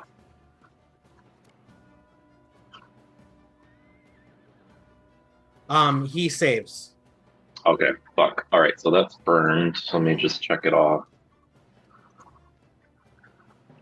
Hold on, it's not Blood Maledict, it's Blood Curse. Okay. Amplify. Wait, is there limited use on these, or? I don't think so. Wait, but like I think we have to. I thought Amplify only is the thing that limits the use of the thing, because right? That's the way I was doing it. Am I wrong? Maybe not. I think because like first it's just like a Blood Curse of Bone. Oh yeah, there's no limit. Sorry. Yeah. Okay. Okay. Cool. Then I can keep using that, but that's it for this turn. All right. Okay. Jane, you're up. What are we doing? I am. So followed by the monster. Do you know like the rules of when somebody's down? I do not know the rules. That was actually one of my questions too. Okay. So you can give him a potion and he'll be back if you have any. I don't have. So yeah. So when you go to 0 HP, you are considered unconscious. You're not dead. Mm-hmm. You go unconscious. On each of your turns, you have to do what's called a death save. And it's basically just a D20, and you roll a D20. If you get 10 or less, that's a fail. If you get 11 or greater, that's a success. You need 3 successes to come back to consciousness. However, after 3 fails, your character dies, like dead. Right. Unless somebody's able to like revive you. At that point, it's roll a new character. Yeah, I do not think I had any of the potions on me. I think they were put in that chaos bag. Can't you also use your action to try to stabilize them? But you need a healer's kit or something, right? Yeah, you can use a healer's kit if you're proficient with that. You can do that. Also, any healing to an unconscious person brings them back to consciousness, and that effectively saves them from having to do like their death saves. Wait, Ronnie, I think and obviously it's your call, but I think you can try to stabilize somebody even without a medicine kit, but you need to make a check for it. If you have the medicine kit, the healer's kit, you don't need to make the check. I see. So I can just do medicine check sort of thing. I'm reading my healer's kit, and it says, as an action, you can expend one use of the kit to stabilize a creature that has 0 hit points without needing to make a wisdom check, a medicine check. So I think if you don't have it, then you need to make the medicine check, and you might fail to stabilize them. Cool. But even stabilizing doesn't bring them back to consciousness. It just stops them from bleeding out. Yeah. I think is the way it goes. Okay. Yeah. Okay. So yeah, so it says you can use your action to administer first aid to an unconscious creature and attempt to stabilize it, which requires a successful DC 10 Wisdom medicine check. A stable creature doesn't make death saving throws, even though it has 0 hit points, but does remain unconscious. The creature stops being stable and must start making death saving throws again if it takes any damage. A creature that isn't healed regains 1 HP after 1d4 hours. So, yeah, so you can stabilize him. He doesn't have to make his death saving throws, but he would still be unconscious. However, if you heal him, he gets healed for whatever healing you're able to give him, and then he's back up. Yeah. Got it. So potions would be like optimal. Right. I have nothing. So I'm going to try to do Oh my god, I need to give you some after this fight. Yeah, I know. Why am I already just running around here all fucking draw dogging life? Okay. Okay. If I try to go to him, this monster has an opportunity attack, I'm assuming, right? Only if you break from his reach, which you are outside of his reach right now. You can enter his reach just fine. But if you then try to exit it, he could take an opportunity attack against you. I see. Well, okay. Fuck. I was thinking about like going in, administering, and trying to pull Tybalt out of this guy's reach, because that's really the issue. He's just going to keep getting hit if he's right there. I have my boots of speed. I wanted to try to do that. Like, click them 3 times to enable that, because I think if a creature tries to make an opportunity to attack against me, they have disadvantage in the attack roll. Okay, cool. Absolutely. Yeah, you're more than able to do that. Okay, so I want to do that, and then I want to try to like do a medicine, the medicine thing that we were talking about earlier. So your boots of speed, does activating that require like a bonus action or an action? It says you can use a bonus action and click the boot heals together. Okay, cool. So that's your bonus action. Yes. I will say trying to do something with Tybalt would be your action. So okay, that's fine. So I'm gonna try to stabilize him to keep him on this fucking plane. You know, he's hurt. Cool. Give me a medicine check. Okay.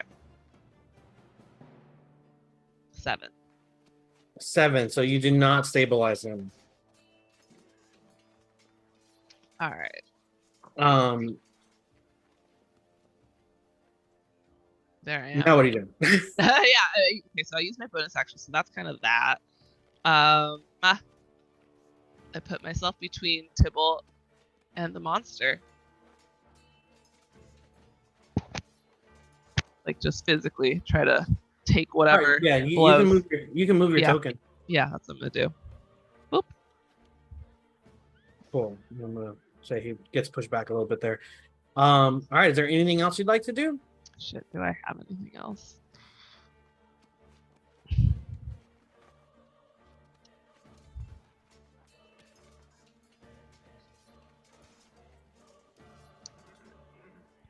Yeah, that was. Oh, yeah. That was my action, so that's it, right? That's where I get. Yeah, that's it. That takes advantage. I can't attack. Also, okay. And then I only get 1 bonus, right?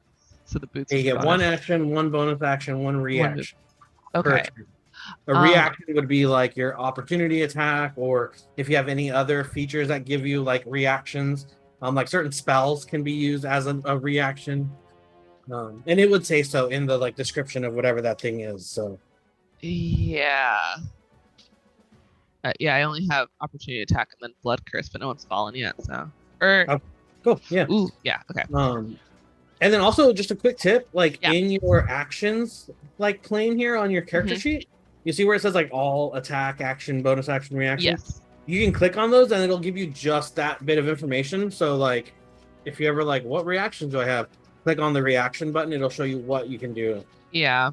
Yeah. It's just those. I like to kind of look at stuff like that when I'm going through and like being like, cool, what's my action? What's my bonus action? You know, just as a quick tip or whatever. Man, this is really fucked. I don't think I was just looking at like blood curse of the fallen puppet, and it's like, well, Tybalt technically fell. Oh, you can't do that. I know. He's not dead though. I was just not dead. Anywho, yeah, that's it. You're just like, hey, Tybalt. You bring him up the fucking zombies in Thriller. He's just like, I know. Yeah. Christ. Cool. All right. So as you try to impose yourself between Tybalt and this creature, it like you can tell that it's kind of like at this point now trying to like protect itself. It's pretty beat up, and he just like backs up a few steps, and then his skin starts to just meld in with the rest of the surroundings as he effectively hides. Oh, shit. Cool. Yeah. Actually, I got to roll for that still. Oh, fuck yeah. I'm so glad Tybalt's unconscious right now. Oh no. Just because your guys' passive perception suck compared to his. He's still passive. Dope.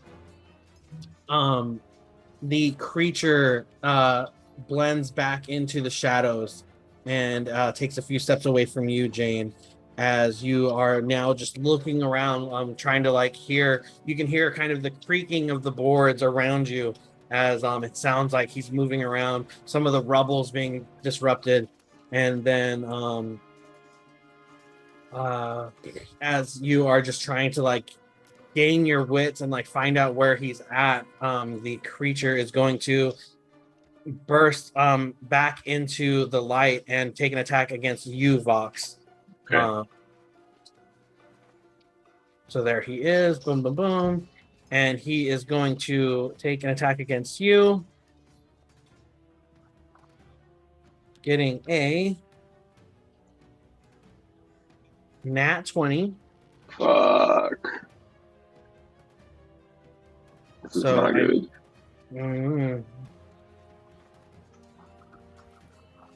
I need you to take 14 slashing damage.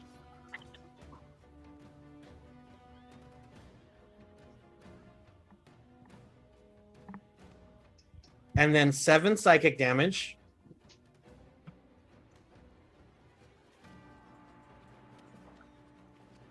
He's going to take a second attack against you, getting a 13 to hit, and that misses. Yep. Third attack gets a 20. Oh, mother. Ooh. That dude, it was almost on a 17, and then it rolled over to a 3. Yeah. Getting a 10 to hit and misses. Fourth attack, getting a 15 to hit, misses. No. God damn it. Fifth attack. Awesome. 25 to hit. Yeah. All right, cool. I need you to take 7 slashing damage, and his final 6th attack against you, getting only 10 to hit. So sweet. Got a crit and then 1 more hit. The rest of them, he's pretty fucked up, so he's just, trying his best, but just at this point he's kind of just attacking like wildly, just out of desperation, almost trying to preserve his own life. So cool. My turn. No, we're now back down to Tybalt. Tybalt, what's going on, bud? How are you feeling? What are we doing? You want another memory?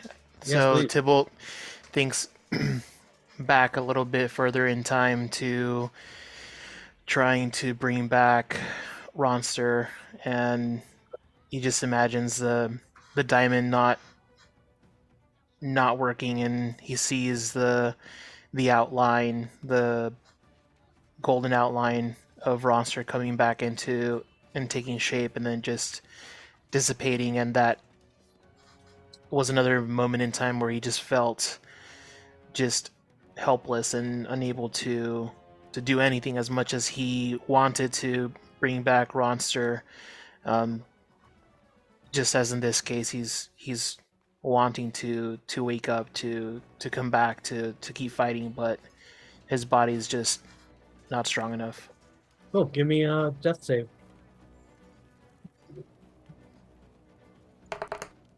It's a 6. A 6? Yep. Bro. Woo. Okay. We got this.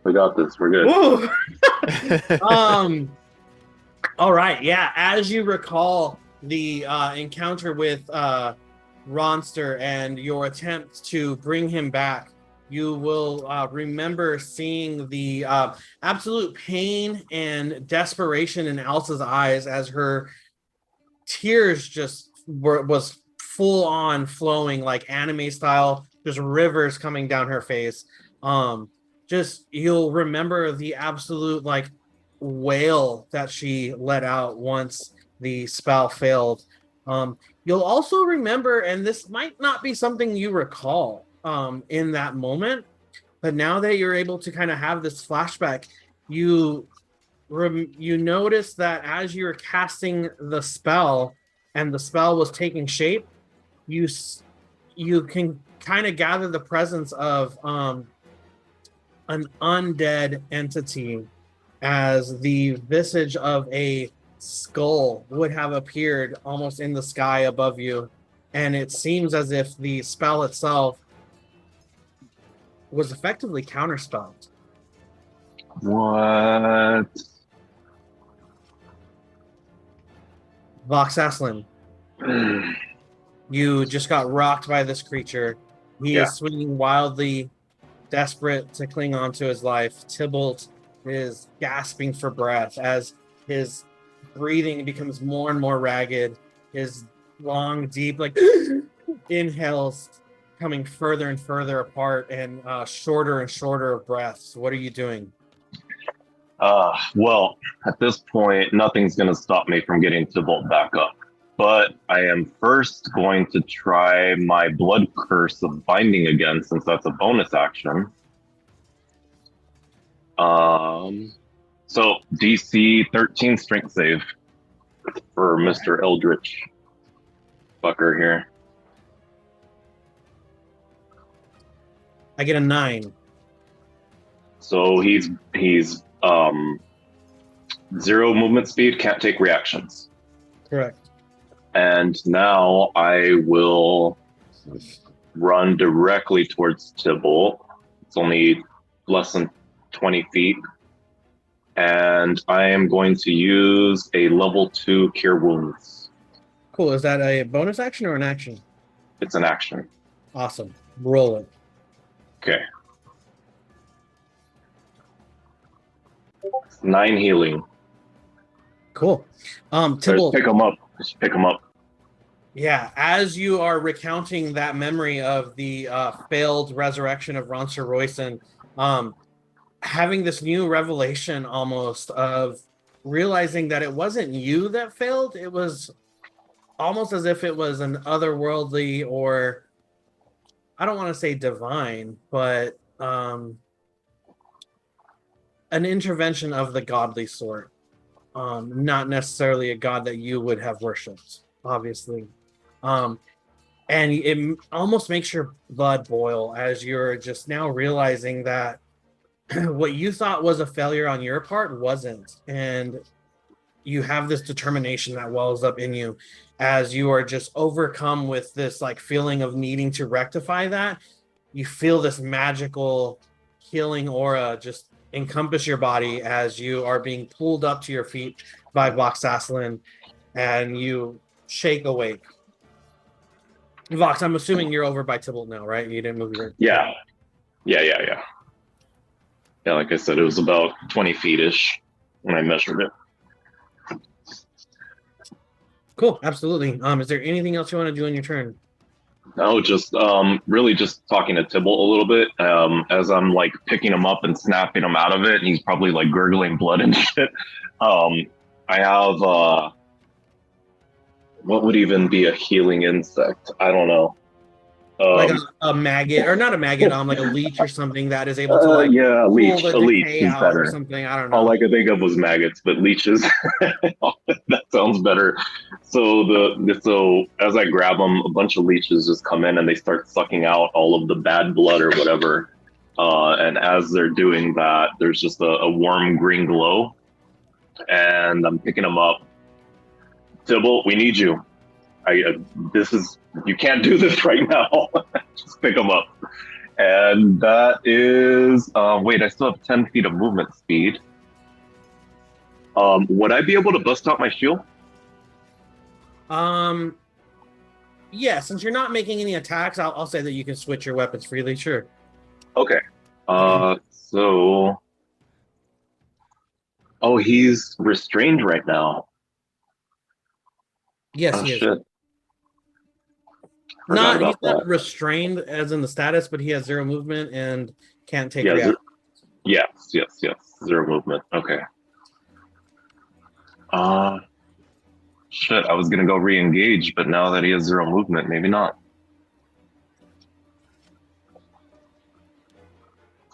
You know what? I'll still pull out my shield and my flail. Okay, cool. Just so I have a little more armor, because I am a little worried about everyone's life at this point. So oath bow off, arrow catching shield, and flail are on. And that's it. That's my turn. Just reposturing to try to block whatever I can from this guy. Yeah, absolutely. Jane, you see Vox run over and bind the creature with his blood maledict that you're able to do as well. He gets the Tybalt, pulls him up to his feet, and you see Tybalt kind of like come back to life essentially as he's like looking around wildly. This creature is still just breathing very ragged, looking over at you, unable to move. What do you do? I sprint over since I have my little boots on, and I'm really mad. I'm really mad that he put me in a situation where I almost lost someone I've just met a couple, I feel responsible. Like I wasn't good enough to try to save this guy, in that moment. So I run up to him.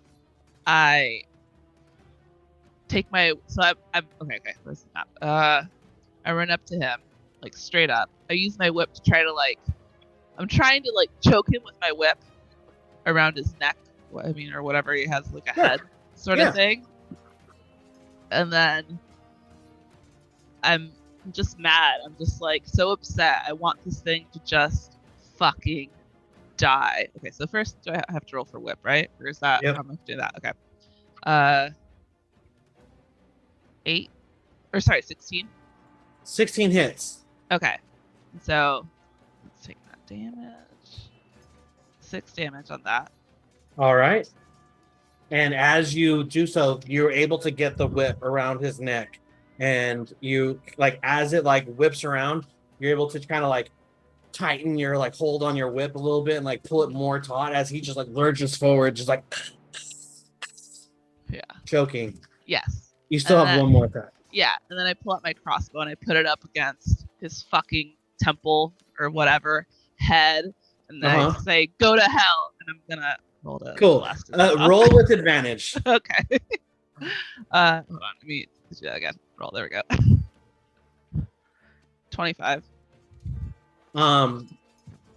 Explain to me how you kill this creature. I fucking look into its, I don't know, inky eyes, I'm assuming, of some sort. It's ragged breathing, and I'm taking pleasure in the fact that it's clearly suffering. And I keep my eyes open as his eyes slowly... Yo, is Jane Vista a baddie? Yeah, I know. Fuck. That's brutal. And I pull the trigger on my fucking crossbow, and I want to watch it as it fucking just... As your crossbow, and you still have your added bonus, right, to your weapon? Yeah, it's a blunt force or the force damage, right? Force damage. So as you pull this trigger and you look at him in his eyes and you tell him, "Go to hell." You pull that trigger and you just watch as his face remains unchanged, but the back of his head just explodes behind him, and your arrow just goes clear through like his like gaping maw, as if you just have your crossbow just like in his fucking mouth. It's like, and you go to help. And you see your arrow fly through the back, and just his brain and just viscera and blood just pours out of the back of his head, just exploding on the wall behind you as the creature just falls limp and just like crumples to the ground dead. The last of its breath leaving its body as you just stand over him. You turn around and you see that Tybalt's up and safe. What are you guys doing? Exhale. Hard.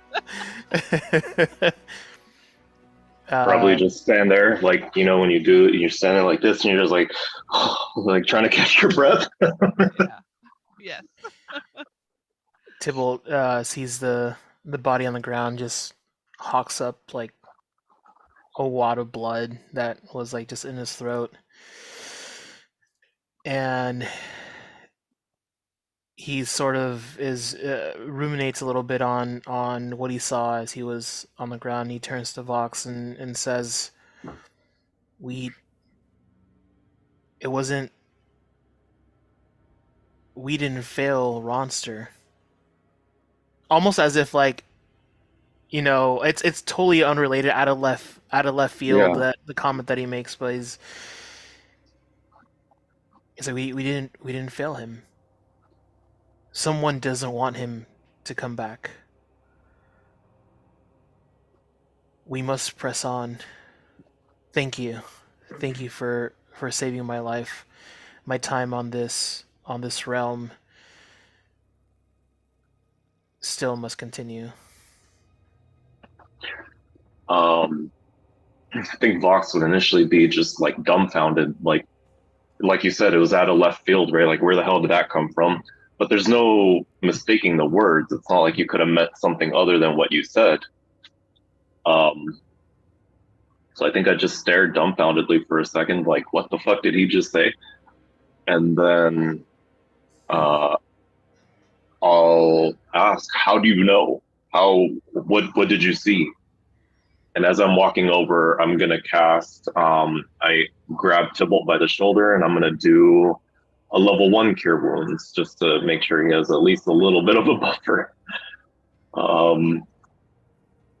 Healing you for, that's not bad, 9 more health. Nice, cool. And then I'll just like start sort of dusting everything off and like, trying to dust off the blood, but it's obviously like a large stain that's on my shoulder. Yeah. And say it was in a vision. The dark forces are at play, and I look at the creature in front of us and say, there's obviously something big happening.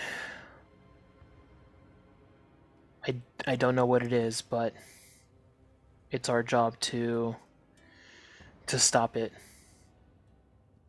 And I'll look at you, Vox, and see that you're pretty beat up. So I'm going to cast Cure Wounds at 3rd level, and I'll use sorcery points as well to also cure myself. So nice. You will heal for 13 points. Very nice. And I'll heal for 27 points. Oh, damn. God damn, son. When the cleric decides to be a cleric. And he has risen, motherfucker. Jesus. Epic. I'm back to feeling okay. Feeling good. I'm feeling good. And then even before anything else happens, I turn to Jane and I'm like, we need to get you some basic supplies. And I'm going to, let me see, what do I have here? I'm going to give you potion of healing and give it to Jane. Yeah, I'm going to give her 2 more. So you get 3 potions of healing. Awesome. Okay. Bro, Andre's so stressed out right now. I've been texting him.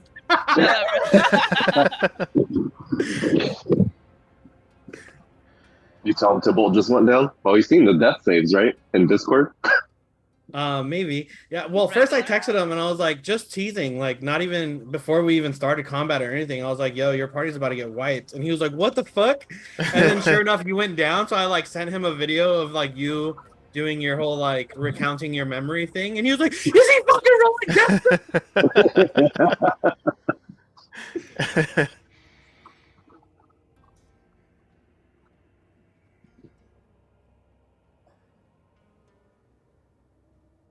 But yeah, cool. All right, guys, what are we doing? Or wait a second. Sorry. So on that same note, when I'm giving Jane some basic supplies, I'm gonna give her about 20 silver arrows because I don't know if she has any, and those essentially deal magic damage, I think. Yeah, so it changes the damage to magic damage just in case we ever need it. Cool. All right, so fucker's dead. I'm trying to figure out where he came from, or like, because we didn't have any idea he was there. I will say that it was a very stealthy creature. Okay. And I rolled well on my stealth checks. He had a +7 to his stealth check, so I was able to beat Tybalt's passive. And then after Tybalt went down, I only rolled a 13, but both of you guys only have a 12. So I was like, oh, thank God Tybalt's down. Oh, yeah, I only have a 12. What the fuck is that? That's really low. I thought I had higher than that. The arrows? Sorry. Just adding them in. It's tied to your, like, wisdom, I believe. Yeah. Yo, Vox, how many arrows did you give Jane? 20. Okay, got it. Oh, sorry, I didn't hear you. No, that's fine. I think mine was a little bit off. Yeah, okay, good. Thank you. Oh, weird. I didn't know. Oh, yeah, I guess so. I always forget that you guys have like passive investigation and passive insight. Oh, yeah. Oh, yeah. Look at that. Never pay attention to the perception. Yeah. So, guys, you guys have now gone through all floors of this tower. You've discovered that the body of Thalivar himself, you know that Thalivar was researching otherworldly beings. On this floor specifically, this creature that you encountered did not look like anything you've ever encountered in this world before. You gather that this might have been a creature from another plane. What are you guys doing? It wasn't Thalivar, it was just like from his body the creature came? No, the creature was just kind of hiding. Okay. Yeah, so it wasn't related to the finding of Thalivar itself. I just needed an excuse to get you guys to roll initiative. Gotcha. Should we go look in that room or should we rest? I mean, the only thing you guys have left to do is to just explore that other room. So yeah, just to go down to the you room. guys. I don't know what's in there though. I'm feeling good.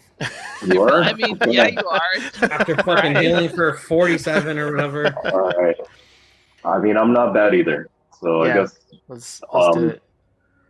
Okay, let's do it then. Dude, I'm so mad that I missed on all those attacks against you, Vox. I know. I got that one crit. Here we go, and then miss. If I would have gone down, then she would have just had to kill the creature, and like that's it. Yeah. And she did. I mean, it worked. Yeah. Fucking Jane came through. Fucking scary Jane. What's up with that? Right? I know. God. All right, well let's head down. In there somewhere. Let's move. Yeah, you said it was over in this area by this. Pretty much. Boulder. Yeah, we just. Right. I figure if we kind of start looking down there, we can see where the window is.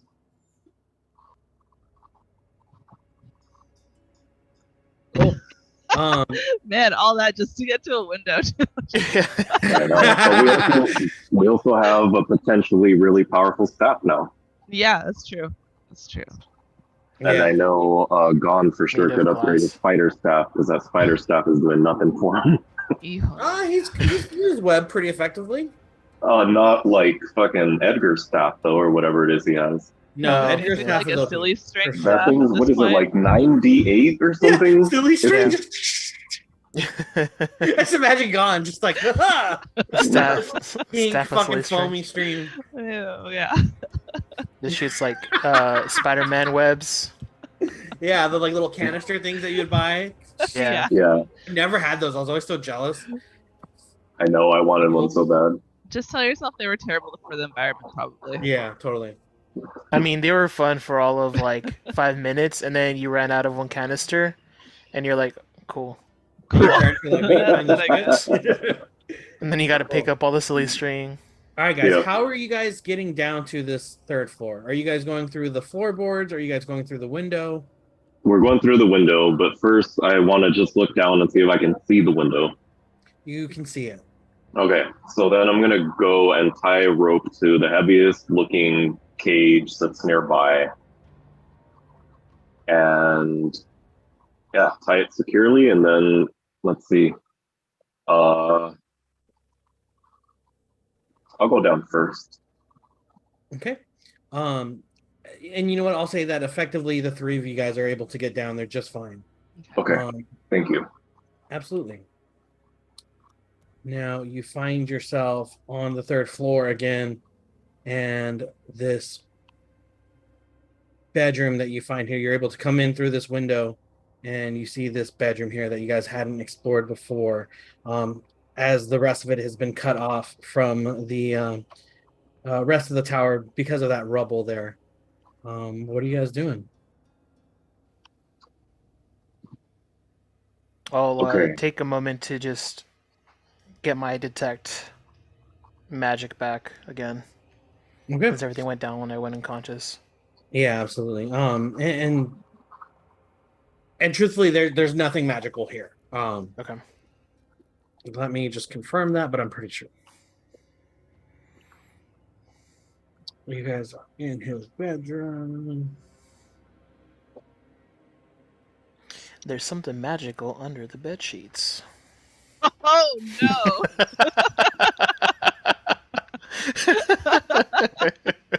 This is where the magic happens. Fucking every episode of Cribs, bro. Yeah.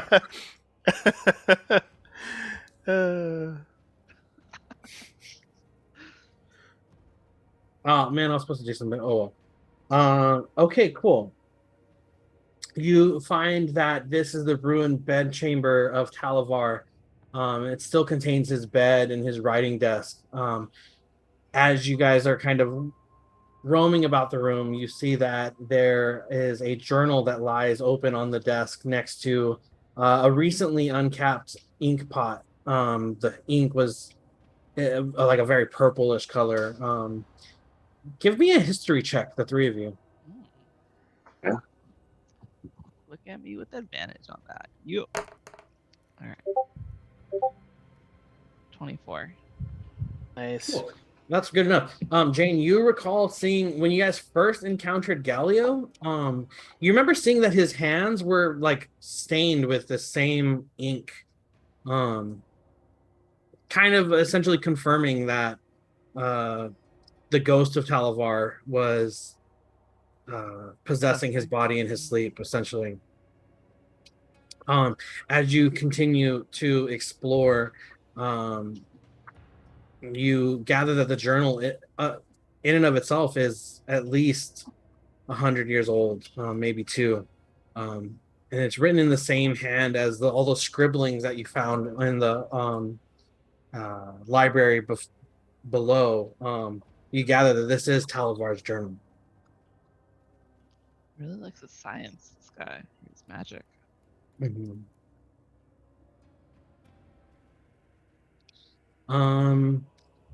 Yeah.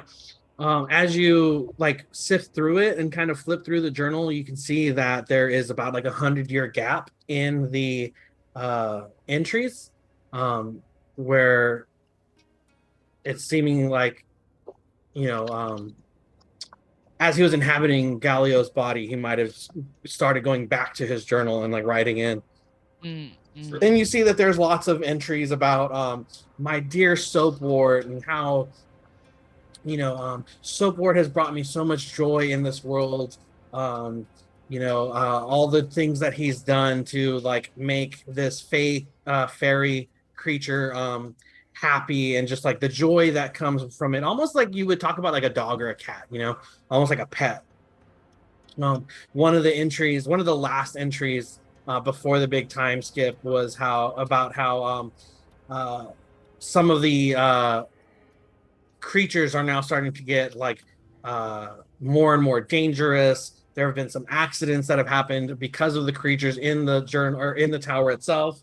There's an entry about how he now has to prevent Soapwort from entering into the fourth floor for fear of anything bad happening to Soapwort. He doesn't want to put Soapwort in any danger. And in the journal entry itself, he says, should anything bad happen to my dear friend Soapwort, my spirit would not be able to rest until I know that he is safe and sound. Well, shit. I'm gonna say that I'm the one reading this and relaying this to everybody, right? Because I'm the one that rolled that shit. Mm-hmm. Okay.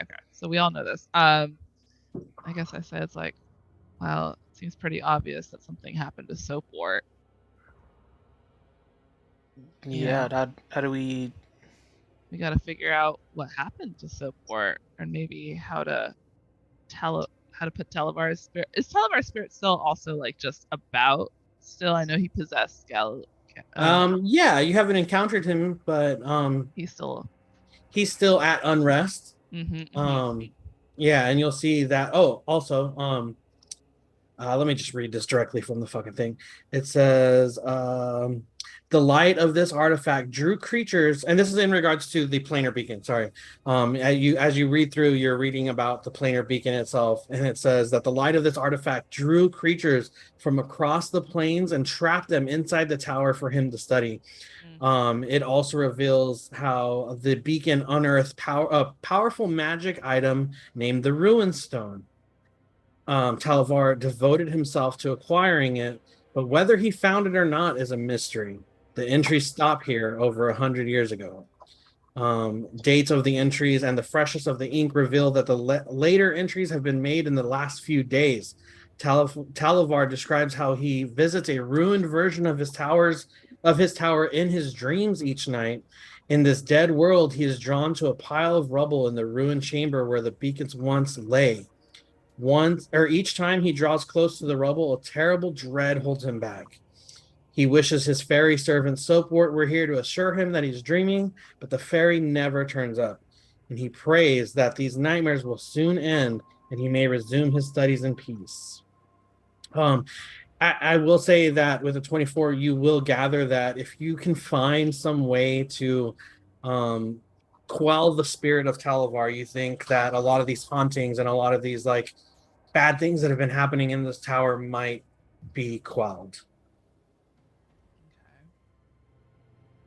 Okay. Such as like I don't want to give too much away.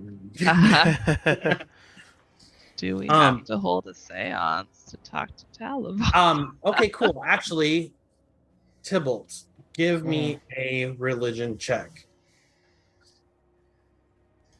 Religion. It's funny because religion is intelligence, and it's not my forte. Case in point, not one. Oh. Okay, give me a religion check with advantage, bro. Like, because where clerics are wisdom, but religion is intelligence. I do have Go figure. Religion advantage. Yeah, that's weird. That's an 8. Rolled a 5. All right. Well, having spent your downtime, kind of in the company of Marigold and Rogar, you know that they are able to perform certain like ceremonies, and they would have done so for several of the like citizens. The ceremony spell in and of itself is something that I don't know if you have access to. I don't know your spell list. But you know that ceremonies like putting the rest to dead or things like that, would be one way of easing spirits that are, not at peace with the Lord. Gotcha. Okay. Yeah, at one point I did have it, but I no longer do. But I can... I'm sure Marigold. So I'll relay the information and say maybe there's some sort of ceremony or ritual that can be done to put Thalivar to rest.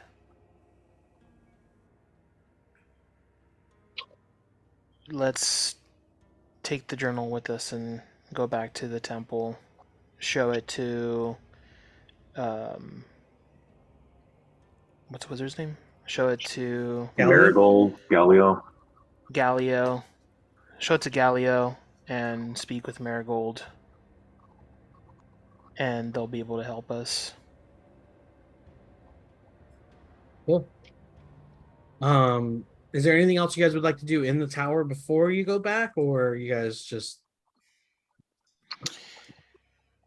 The entry said that he would approach the rubble, but was too afraid to go through it. Is he talking about the rubble on this floor? On the fourth floor. So what we triggered. Oh. Which is where you found his body. And that might be... Oh, I see. Oh. He doesn't... I don't think... From the way it sounds like his spirit doesn't realize that he's dead. Yeah. Yeah. It took him by surprise. Yeah, like he's unaware that, he thinks like as he comes to consciousness in his dreams, this tower's ruined and he doesn't know why. He doesn't know that this big explosion happened. Gotcha. I'd like to try to investigate in the room to see if he has any more notes on. I'm sorry, can you say that again? You're kind of low. Is this better? Yeah, much better. Oh, okay, the mic was okay. I want to try to find more info in this room about Soapwort. Like, is there a little, Yeah, absolutely. You will have discovered that Soapwort would have been one of the first creatures that would have come through the planar beacon. And being a fairy, it wasn't... So Soapwort was a fairy, and I think you guys knew that already. Soapwort was a fairy. Hold on. Soapwort was a fairy. He was a good friend of mine. Sorry, never mind. Cool. Wow. Soapwort was a fairy, one of the first creatures that would have come through the beacon, and befriended Thalivar. Thalivar would have just become, I don't know, like just like you would, like you find a pet, like you take in a stray cat, and just brought him joy, and the fairy in and of itself just kind of helped him with like little tasks. Fairies are magical creatures, so he could have maybe cast his own magic to help him out with certain things, and really just like inspired Thalivar to continue down this road of experimenting with the other planes and creatures from the other side. Yeah. So like, was he living in this room? Like, is there anything like that where it's like, oh, because he was mentioning how I didn't want him to go to the fourth floor. So like, with Support, like, like a pet doge just hanging out in this room all the time. Yeah, it was just more like a pet, that was like hang around with him. But as more and more dangerous creatures started to come through the beacon, and like some of his like servants would have been like injured or something in trying to like wrangle these creatures with fucking 6 claws and shit like that, out of like concern for Soapwort's safety, he would have asked him to not go up there, right? So he was just so concerned with like Soapwort's safety that was like his priority. So the idea of something bad happening to Soapwort like really just pushed him beyond the limits of what our bodies can normally do, and you can kind of gather that might be why his spirit is still at unease because of the bad thing that happened. Right. Oh, I guess what I'm asking is like, is there evidence of like Soapwort have been in this room recently or lately, or like any sort of like that sort of vibe? Like, where was Soapport hanging out? I guess is my point. I mean, Can I determine that? Nothing recent. Okay. You guys found the remains of Soapport on the first floor in the servants' quarters. Oh, Jesus Christ! I didn't know That was that Fey skeleton that you guys found. Right. Got it. Mhm. Oh no, Talivar. Bro, don't know. Bro, don't know. Don't know. Wow. All Cool. right. All right. So, are we going to Marigold and Gallia, or what are we doing? I think so. Yeah. Are we gonna take a break, or I gotta take the dog out? I'm sure we can take like a 15-20 minute break. You guys want to do that? Yeah. Cool. Or like grab a quick bite to eat or something. Ooh, Cool. All right. So like 135, 140? Yeah. Sure. All right, guys. PRB.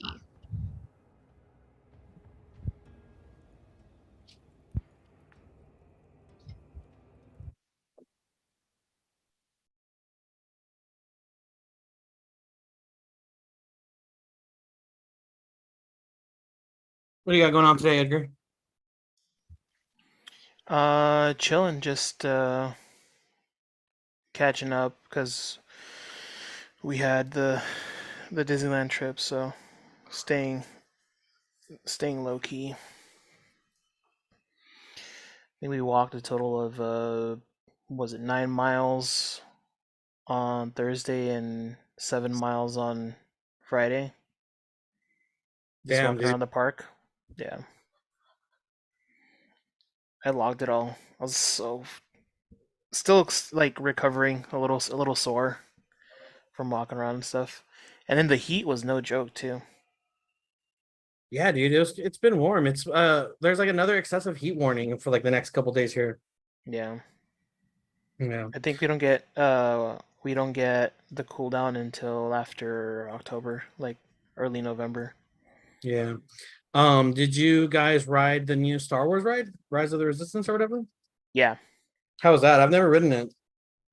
It's so fun. I'd ridden it before, so I knew, but it's the coolest ride because they take you through, like, as soon as the line starts, they're taking you through different sections, and we did like lightning lane for the ride, so we just went right in. But it's one of the rides where I would say for your first time to like take it all in, just get in the actual like line because they take you through like barracks, and they have like the guns and whatnot, or like not guns, but the like their strategy room. They take you through different parts of the bunker, and then they take you into the actual ride. And the ride it consists of two different parts where they like also manage the ride, and it's indoors, so it's kind of nice.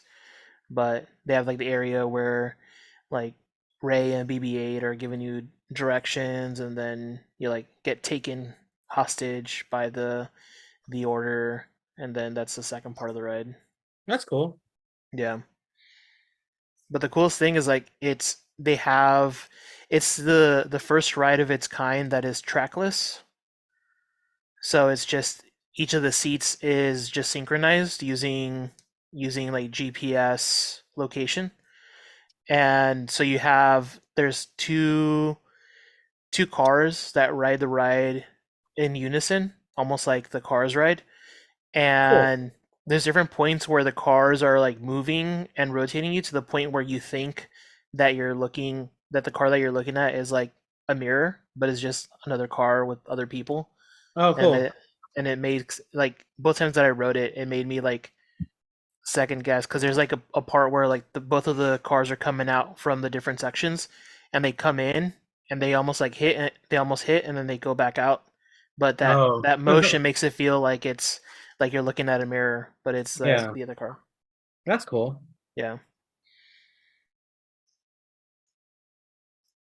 Yeah, it was fun. And then it was my first time going to the Avengers campus as well. Oh, I haven't done that either. So that was a lot of fun. Wish I would have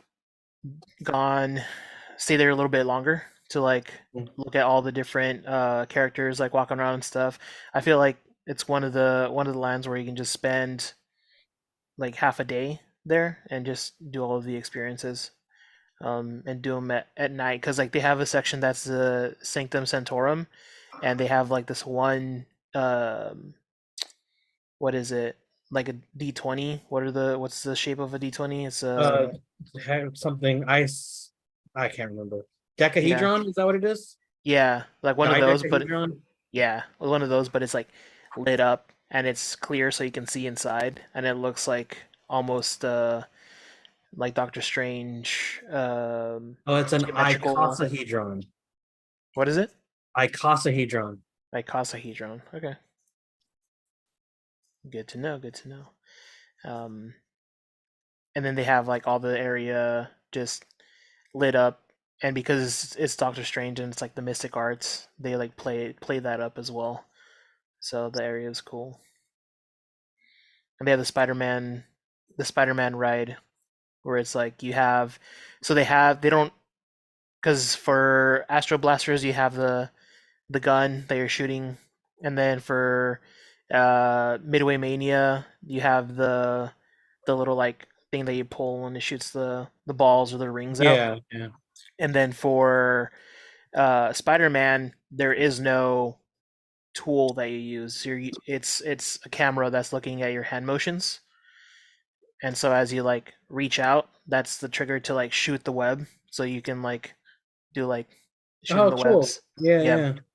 No, I've never done that yet. Yeah, and that's a game too. Yeah, I haven't been since like pre-COVID, because I think the last time I went was probably in 2018. Okay. And Rise of Resistance wasn't open yet. And then like they were still building it. Yeah. And then it opened, but that was back when like it just opened. You had to like book that shit like way in advance and stuff. Yeah.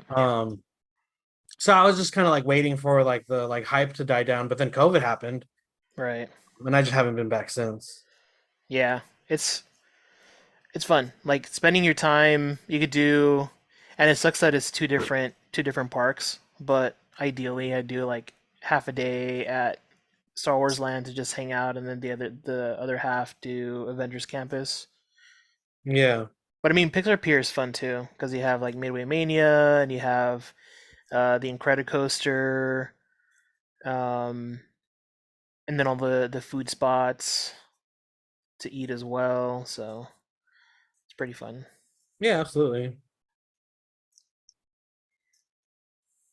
That's cool, man. Yeah. Oh, and then we did the what's it called? The Coco on. They do a projection on the It's a Small World. Oh, really? Yeah, and they do like We Don't Talk About Bruno. They have the song, and then they project onto the It's a Small World ride, and it's just like a, what is it, like maybe 10-minute show, but it's quick and it's cool. Nice. What were you gonna say? Were you guys just out here for the weekend? We got in on Wednesday and we did Thursday, Friday. Cool. But yeah. I was gonna book a hotel. I was gonna book a room for Wednesday night, but I guess there was a solar convention going on at the same time, and the same hotel that I booked for Thursday was gonna be $1,000 a night for Wednesday, and I was like, no. No thanks, man. I'm good. That's cool. But yeah, dudes, we gotta. So for Andre's birthday, yep, he wants to do that Innova thing. Innova. Did you say you were not free the first weekend? I'm not free the 15th because okay, of the My Chemical Romance show. Oh, cool. Yeah. That's right. Who are you going with that? With Eric and Michelle. Oh, Michelle Pavia? Yeah. Oh, tight. Hell yeah. Dude, we bought the tickets before the pandemic. Yeah, absolutely. And then everything got canceled, and finally it's finally happening, Yeah, totally. Dude, that's cool. Who are they playing with? Oh, fuck, I forgot. Because they changed it a few times, and then it finally locked in the days and everything. Let's see.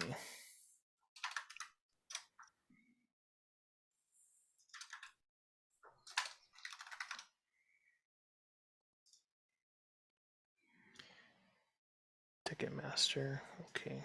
Nope.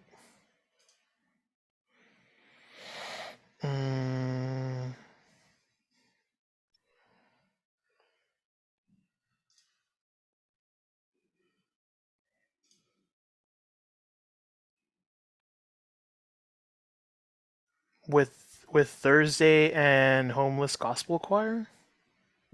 Oh, dude, Thursday's fucking great.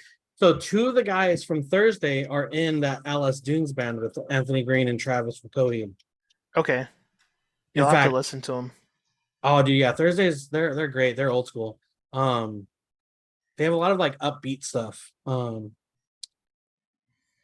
yeah, in fact, they've been touring with Anthony Green, and he'd always like come out and do like guest vocals on some of their songs. Nice. Dude, I'm so excited for that show now. Right. Especially because they like now that they've confirmed that 2022 song is an Alice Dunes song now. Yeah. Which I'm pretty stoked about. So did I tell you about it? Yeah. So I just double checked because it was originally on the Anthony Green album, and then he like pulled it off of everything because they re-recorded it for Alice Dunes. Mm-hmm. But it's on the vinyl because like it was originally on that album that he released, and I bought that vinyl. So I have like the only copy of, or the only release with that song on it, So yeah. I imagine that all the other like re-releases or whatever are not going to have that song on it. So I just really imagine like how valuable that vinyl is going to go up, Oh yeah, later on. Which like isn't something that I like really focus on. Like I have a couple like really limited edition vinyls, but like I don't really like, I'm not one of those people, I don't resell my stuff either. So it's like, that's not my motivation, but it is kind of nice to know that I have it, Yeah. Like I have that signed Kendrick Damn album, and like that's worth a lot, but like I don't know, like I don't plan on selling it, but it's nice to know that like I have this really limited thing, Yeah, I just saw my buddy Eric went to the Kendrick show in LA, and it looked really cool. Dude, did you see that crown that he had made? No. So Kendrick had a crown made, and it's like a crown of thorns, supposed to be like Jesus. Yeah. But it's made out of all diamonds. It's like $3 million or something like that. Oh shit. That's crazy. Yeah. I'm like looking for the set list for the show. Where is it at? It's in the Kia Forum in Inglewood, which used to be something else. Forum, right? The Forum, yeah. I guess now it has a sponsor. Yeah, that's cool. That's a really cool venue. It's really big. Yeah, I like it. I went there when we went to go watch Childish Gambino. Oh, cool. And that's where the UFC fight was at, that we went for Brian's bachelor, right? Yeah, I was gonna say we went there for Brian's bachelor party, yeah. I like the venue because it's big, it's huge, but any seat is a good seat. Like absolutely, you're never too far back.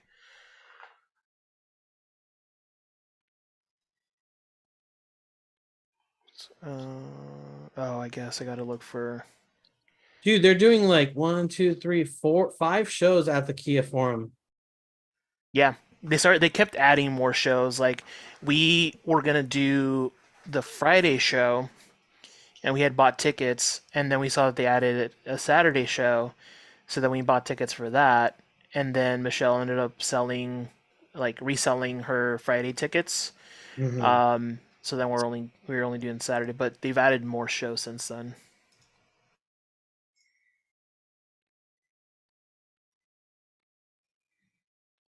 Yeah. You don't use Spotify, do you? Yeah. Okay, cool. I'll have to send you some Thursday songs that I think are really good. Yeah, do it. Or shoot me a playlist. Yeah, I'm just gonna do a playlist. Yeah, because they're dope. I like them a lot. And sometimes they'll do there's some sites where you can create a playlist, and then it'll sync your playlist between Apple Music and Spotify. Oh, that's really cool. because Apple Music has. I like Apple Music playlists a little better. And sometimes I'll listen to like Beats One Radio, and they'll have like the different pre-generated playlist that they make. Yeah, yeah. like those are nice. But I mean, Spotify is all like user created. They have their own playlists, Yeah, they but I have feel their like they're own. a little too mainstream, like the popular stuff. You know? I feel like a lot of the like pre-generated Spotify playlists are really just like top 5 songs from this out like artist, and let's throw a couple other things in between. Like, Yeah, it seems very I don't know, like automated versus like, where somebody like would make a playlist or something. I feel like Spotify just like pulls information and puts it into a playlist based off the information it pulled from, without putting like actual thought behind it, which is fine, from some people. Like, I like to, like, whenever I like discover a new artist, I'll listen to the like this is blah blah blah playlist on Spotify, because like I don't know any of the songs anyway, right? So like I'm just checking out the top songs. But yeah. Yeah. I miss Google Play Music. That was like my favorite streaming service, and they killed it in favor of YouTube Music. But that shit was cool. I don't have I don't use Apple Music, but I never really did Google because I went from I went from the Droid to the iPhone, but I don't think Droids at the time had like I had a Droid and then used Spotify. I think was the progression. Yeah. But yeah, dude, tell your buddy Eric, like, whenever he wants to play disc golf, like, we'll add him to the list. Yeah, I'll let him know next time we're going around the Anaheim, Long Beach, LA area. Well, dude, I'd even be down to drive out there, because like Dave, once Dave gets back, he can tell you more about it. But we played out in Long Beach one time. That was pretty cool. Yeah. I don't know where your buddy Eric lives, but I don't know how far Long Beach is from him. Oh, he's over in Altadena, but Long Beach is like the same 40 minutes or hour it would take him to get to Anaheim, so yeah. Okay, cool. But yeah, like, dude, honestly, I mean, I'd even be down to play up there, like, I don't have any issue like driving places to go play. It just seems like an extra adventure. Yeah, I mean, he knows a few. He mentioned a few places here. Let me see if I can pull it up. Yeah, because my cousin hit me up too, because he saw like I was posting on my story about it, and he was like, dude, he's like, let's play. He's like, we got to find a spot. And I was like, yo, me and my friends are trying to like get a thing together, drive out to different spots. And he was like, yeah, next time you guys go out somewhere, let me know. Like, I'll cruise out. And I was like, cool. Nice. Yeah, so let's say he said great courses in La Mirada. Oh yeah, that's up by us, kinda. Yeah. That course is really fun. Danny and I, or Dave and I played that. That's a really nice part. Mm. And that's just north. It's only like a 30-minute drive for us. So I don't know how far that is from him. It might be a little bit far, but it's a little longer. But I mean, I think that's one where he's gone to and he's enjoyed. So that was his suggestion. Yeah, it sounds like he can. If he takes like the 210 to the 164, he can drive that down most of the way. Yeah. To the 5. That's not a bad drive. But yeah, it'll be. I noticed in UDisc they have an online like seasonal tournament that yeah, I saw something like that too. Yeah. And I think it's like you go Sunday, you do a buy-in, and then Sundays you just go and you play the Balboa course. But whenever you go, that's up to you. So I was like, hey, that's pretty cool. That like enables you to be like consistent, and just go play because you have a reason to. Besides like enjoying the game, obviously, but there's times where you're just like, I don't want to get out and Go play. Yeah, absolutely. Like I've been going. I played yesterday at just a new park right here in Tustin. And like it wasn't my best game, but it was just an excuse to get out and play. You know. Yeah. At that point, I'm just like looking for like any practice I can get. Dude, this UDisc app is really cool though. I was telling Dave last night, like I've been playing around with like the measurement tool, to like measure your throws, and it's pretty cool. Like it uses like satellites to like triangulate your like location, and it gets within like I think the best I've gotten is within 12 feet or something. So it gets pretty close, you know, and then you once it hones in on you, you select that as your starting point, and then you just throw whatever discs you want to throw. And then like I have my discs loaded into my UDisc app. So when I go to collect it, I like mark that as like my end or whatever, and it like calculates the distance from where my starting point was to wherever like the disc is. And like I said, it's within like 12 to 15 feet. So it's like kind of accurate, not the best, but you can do it for multiple discs. So like you like do it and it tells you like which disc is this, and I'll be like, oh, it was my like Wraith or whatever, and it asks you like, do you throw forehand or backhand, left hand or right hand? So like it really narrows down like the throw. And then like once you do that and you've done it a couple times, you can go into your like app and like go to the disc itself, and it'll show you like all of your throws for your driver, all of your throws for your mid-range. Like I don't know if you can like see this, but where's my Is it? Yeah, that's blurry as fuck. I was hoping it would, but I guess not. But like yeah, like these are all like god damn it. Oh well. But yeah, it like shows you like, and it shows you like on the map too, like where your disc landed and shit like that. So that's kind of cool. Nice. Oh, here she's coming back. Stop talking about her.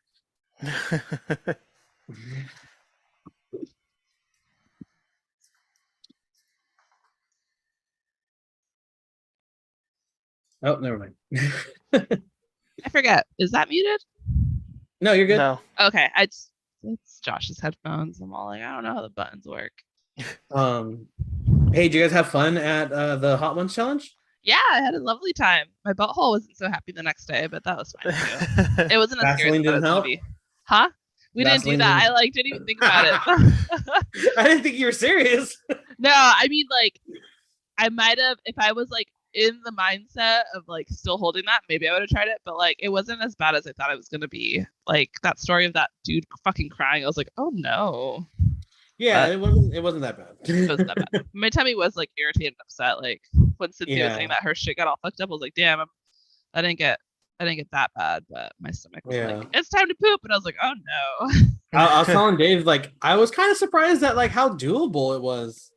Yeah, like obviously we were suffering, but like once you just get through it, you just got to get through it, you know. Did you eat your whole wing? Because I think I kind of was like, I'm good. No, towards the end, I was like taking like a bite, like a That's what I did with like 8, 9, and 10. I was like, like I was trying to like take a big enough bite that like Dave wouldn't talk shit, but I was like, but I still did because you still didn't. I know. I was like, dude, this is hot. Like I'm not trying to eat more than I need to. Yeah, you gotta clean that wing. Coco paletas for the win, I think. I was like, that was very. Those are the best ones, bro. Like that shit helped me out so bad. I was really happy that worked out. I was trying to get like the most like vanilla popsicle thing because I felt like ice cream in a scoop would have been kind of difficult to, distribute quickly. So yeah, I was happy, and I love coconut paletas. It's like my favorite. So. Yeah, those are perfect. So I'm back, but I'm still eating, so I'm gonna be off camera for a little bit. Oh, I'm gonna make these motherfuckers watch me eat. It's not so much worse. I know. Well, no, I went down to the street and got some sushi rolls from Mitsuya. Nice. You have like a sushi spot near you? It's just the Mitsuya market, so they just do fresh rolls. Yeah, absolutely. That's awesome. Yeah. Luckily, there was no line, so that was perfect too. And I got myself like a little like 1 cup sake. I'm just doing it up. Oh, look at you! Yeah, that looks great. Have a good Sunday. Hell yeah, I am, bro. Josh isn't here to cook for me right now, so this is what I do. I just go full on like Japanese like office man mode. Oh yeah. What do they call them? What's the name for those people? Like they're not called businessmen. They're called like, isn't there like a term? I know what you're talking about. Yeah. There's a term for it. I can't think of what it is right now, but it's like almost like the equivalent of saying like a 9-to-5 or something. Yeah, yeah. You're right.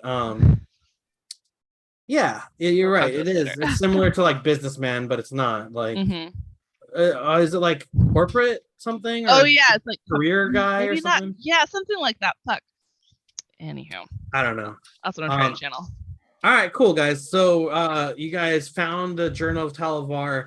You gathered that if you could do some sort of something to kind of help Thalivar and put his spirit to rest, maybe do something with his remains or the remains of Soapwort, maybe you'll kind of clear the spirit from any lingering effects that it's had, and get this tower cleared finally. What are we doing? Let's head back. Oh, let me resume screen share. We basically need a holy cleansing, right? Yeah, an exorcism. Yeah, maybe not like an exorcism. I mean, I guess. Yeah, I guess you could. But yeah, just sure. Putting the person to rest. So cool. We have to go back to the Temple of Lathander. To Soapwort's body downstairs? What happened? Should we do it obviously with Thalivar, but also with Soapwort's remains downstairs? Because he's obviously Soapwort's remains are on the first floor. Thalivar's remains are still on the fourth floor. Yeah, we'll have to probably just do a clean sweep using holy water. Okay. So we're gonna soak everything. So I don't have a map for that, but let me pull up the map of Leylon.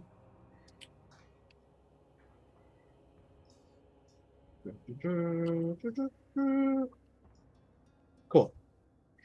You guys return to the Temple of Lathander, this very phallic looking building down here in the bottom, and you encounter Marigold, Brightshine, and Galileo is still there, kind of recovering. It is now like mid to late afternoon, and they're kind of closing up shop a little bit, just getting things ready for the evening. What are you guys doing?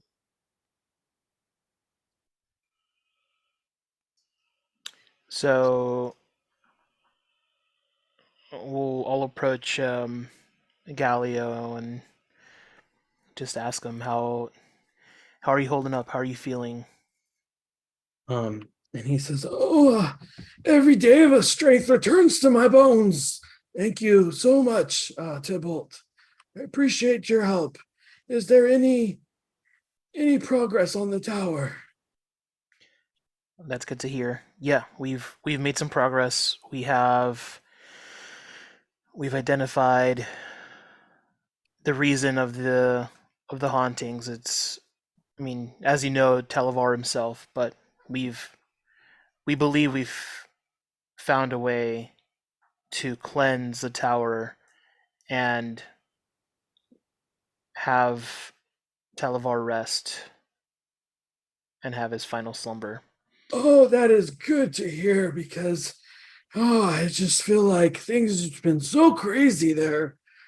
What is there anything I can do to help?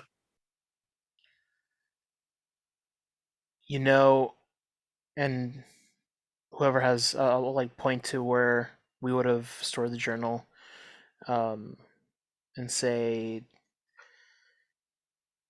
I believe Thalivar was summoning these creatures. I don't think we need your help now, but eventually we will, to make sure that however he was summoning these creatures doesn't happen again. It seems like these creatures were being brought to this world against their will and were trapped here and ultimately died here as well. God, I can't imagine ever doing something like that. Would you? You said that this is what Thalivar was doing. He was gathering other creatures from other worlds. He was. This summoning was, or the beacon. It was like a beacon that was bringing creatures from different planes, and you've met some of them, and we've also fought some other ones. We believe that's what the soldiers were encountering and why they were cowering from returning to the tower. But once we cleanse the tower and relieve it of the spirits, we can find a way to make sure that there is no longer any summoning happening. Oh, that is good to hear. If we could just cleanse this tower of this spirit and maybe put him to rest, I think that might make things easier for us. It seems like the spirit of Thalivar is angry at the intrusion, but if we could assure it that it is safe and ready to pass on, I believe that might solve the issue. Agreed. And Tybalt sort of pauses and says, actually, you know what? We did find this when we made our way to the top of the tower, and I show him the staff and say, would you be able to identify this for us? What is it? What's its purpose? What's its use? He says, unfortunately, I do not have the magical capabilities to determine what this staff is. However, I can cast the lore spell, and using this as the prompt, I can gather information from it. If you just place it here, let me get my ritual ready. And you'll see he starts to like draw out some like arcane runes a little bit with like some chalk. And he like places it there, and he says some some magical words that I'm not going to try to make up, but he like says the spell component or the verbal components of the spell, and you can see his eyes like flash white and just like his eyes roll to the back of his head for a moment, and he says, this staff here is a very, very powerful staff, used to bolster one's defense and cast magical armor upon the user. This is a very powerful staff, used by many powerful wizards in its heyday. This helps. Thank you, Galio. We'll make good use of it. Mm-hmm. And he continues on to say, although this is made of glass, this is a very sturdy staff, one that is very strong and can fight off attacks and bolster your own defenses. And then he continues on to say, if you ever happen to find anybody that deals in magical items, they might be able to identify that for you a little bit more specifically than I could. I'm not sure if anybody like that exists around this town, but I'd imagine that they could answer that question for you. Great. Thank you. And Tybalt turns to Marigold and says, I used to know how to perform rituals, but I've lost them due to time. Would you be able to help with cleansing the tower? I can help however way I can. I just need someone who knows the rituals inside and out, like you may. Yeah. And Marigold says, yes, of course, Tybalt. If you could do us the honor of gathering the remains of this wizard and any personal objects or items that might have some sort of affection towards, I think we could help put the spirit to rest in a way that would be sufficient in satisfying the spirit's need for remaining on this plane. And Tybalt turns to Jane and Vox and says, I mean, what stronger bond did did this person have than the Fae that he adored so much? I think if we bring the two remains together, we can cleanse both at once. I agree. And then Marigold says, well, then it is decided. If you could gather the remains, we will meet you at the base of the tower, where we can create a small grave for this wizard and his pet. I think that would be enough to cleanse the tower of its misgivings. Very well. Thank you. Give us some time to collect the remains, and we'll meet you at the bottom. Cool. And I will say, for the sake of brevity, you guys can go up and gather the remains just fine. When you come back out, you find Marigold and Rogar, and even Gallia was there, because he's very interested in, obviously the tower and getting it cleared out. You see that Rogar has begun to dig a grave for the remains. How do you guys handle that? Handle the digging of the graves? The digging of the graves, the gathering of the remains. What are you guys doing?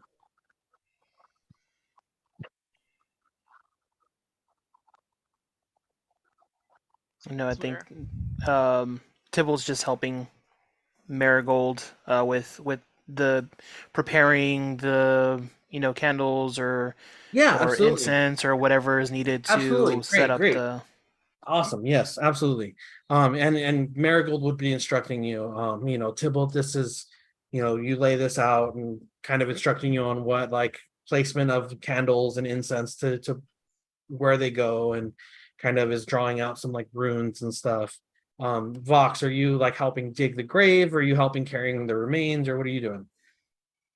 I would probably be helping to dig the graves, but not even actually physically digging. I have mold earth, so I'd probably be using that to. Yeah, absolutely. And you can say that you cast the spell to almost like earthbend. I know you've never watched Avatar, but you're earthbending and just using your powers to just move the earth and create a grave. And Rogar is just as he's holding his shovel, just cool, what else do you guys need me to do?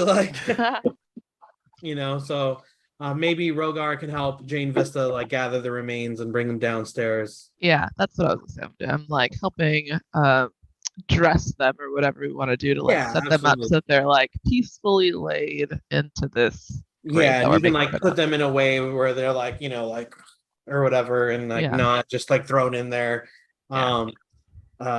And sure, you can sure enough, Marigold is able to cast the ceremony spell, and using the words of I don't know, some script of Lathander, is able to basically give them a proper burial. And you follow along, Tybalt, with the ceremony spell, and are able to, because you said you've had ceremony before, right? You just don't have it prepared. Yeah. Cool. So this is something that you remember, but you just weren't prepared for. But you were able to kind of help him out in the magic, and I guess that's kind of it, guys. You guys put the spirit to rest. And as you do so, you hear the whisper one last time in the back of your skulls, and you just hear him say, "Thank you," as he fades away, and you hear this tiny little fairy making fairy noises as their spirits. Yeah, hey, listen, that's exactly what I was thinking. What? Hey, listen. Hey, listen from Zelda. Yeah. Listen. Fucking Navi, is that his name? Yeah, her name. Cool. You, and then Marigold thanks you for helping out with the quest. Galio thanks you as well. As you guys go to leave, you turn back and you see the visage of a dark-skinned woman clad in chainmail and heavy armor. And you see that she pulls out her sword and kind of does like a flourish with it, kind of, and then like brings it down in kind of a like saluting gesture as she like resheaths it and then like turns out of sight and like goes around a corner, kind of like thanking you What? for your Where's this, in the tower? kind of just off in the distance. Yeah, like as you guys descend the pathway from the tower. I look at everyone. I'm like, do you think that was one of the swords of Leyland's spirits? Absolutely. Did it have the same emblem as the fallen, one of the fallen swords? The stars on stars thing. Yeah. That's not the same emblem. Oh, that was Thalivar's thing. Yeah. That was Thalivar's thing. I will say that it does look like the woman that you first encountered, Tybalt, when you guys first got to the tower. Oh, that was at the top. I don't know if you remember, but Yeah. there was a woman in armor that like was watching over you guys, kind of like checking you out. Did she match the painting that we saw when we went into the shop? It looked similar. You might have to reassess, but yeah. Where did she go off to? Because seemingly she appeared at the top of the tower, and I'm taking that she was signaling us to that's where we needed to go. Now she's sort of like taking us, but moving off to the next place, or maybe she was just like, she just kind of goes out of sight. You're not really sure where she goes off to, but yeah. But yeah, I mean, that is pretty much it. Yeah, she salutes you for your efforts and she disappears. And you guys have now completed the House of Thalivar quest. Ooh. And you guys are all set. You guys are more than welcome to return back to your villa. I think this is a good place to end. Yeah. You're all level 8 now. Not Ronnie doesn't like when we level. It's gonna be a big one. It's gonna be a big one, yeah. I mean, you guys. I don't believe you guys are level 8. Let me just confirm.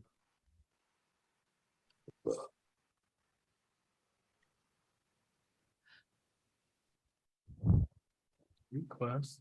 Back from my save doesn't count. 2. Yeah, okay, yeah, you guys don't level up yet. Man.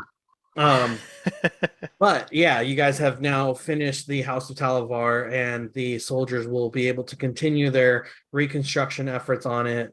There is still the issue of the missing patrol that have gone missing out in the Mere of the Deadmen, which is like a marshland just to the south of town. And also there's still that request for aid to Phandalin to take some goats up there. So we will return to Leyland next session. We'll hopefully have more party members, and we'll go from there. Yeah, I think it is next week. I'm out next week. Okay. Yeah. Let me look at the calendar because I'm out one of the weekends, but I think I should be fine. Yeah, next Sunday I don't have anything. The 9th I might be out. Okay. Actually, I think Julio and I might be out next weekend. We're trying to finalize some because my dad's birthday, so we're trying to finalize some plans for that Sunday. But I'll let you guys know. Yeah, no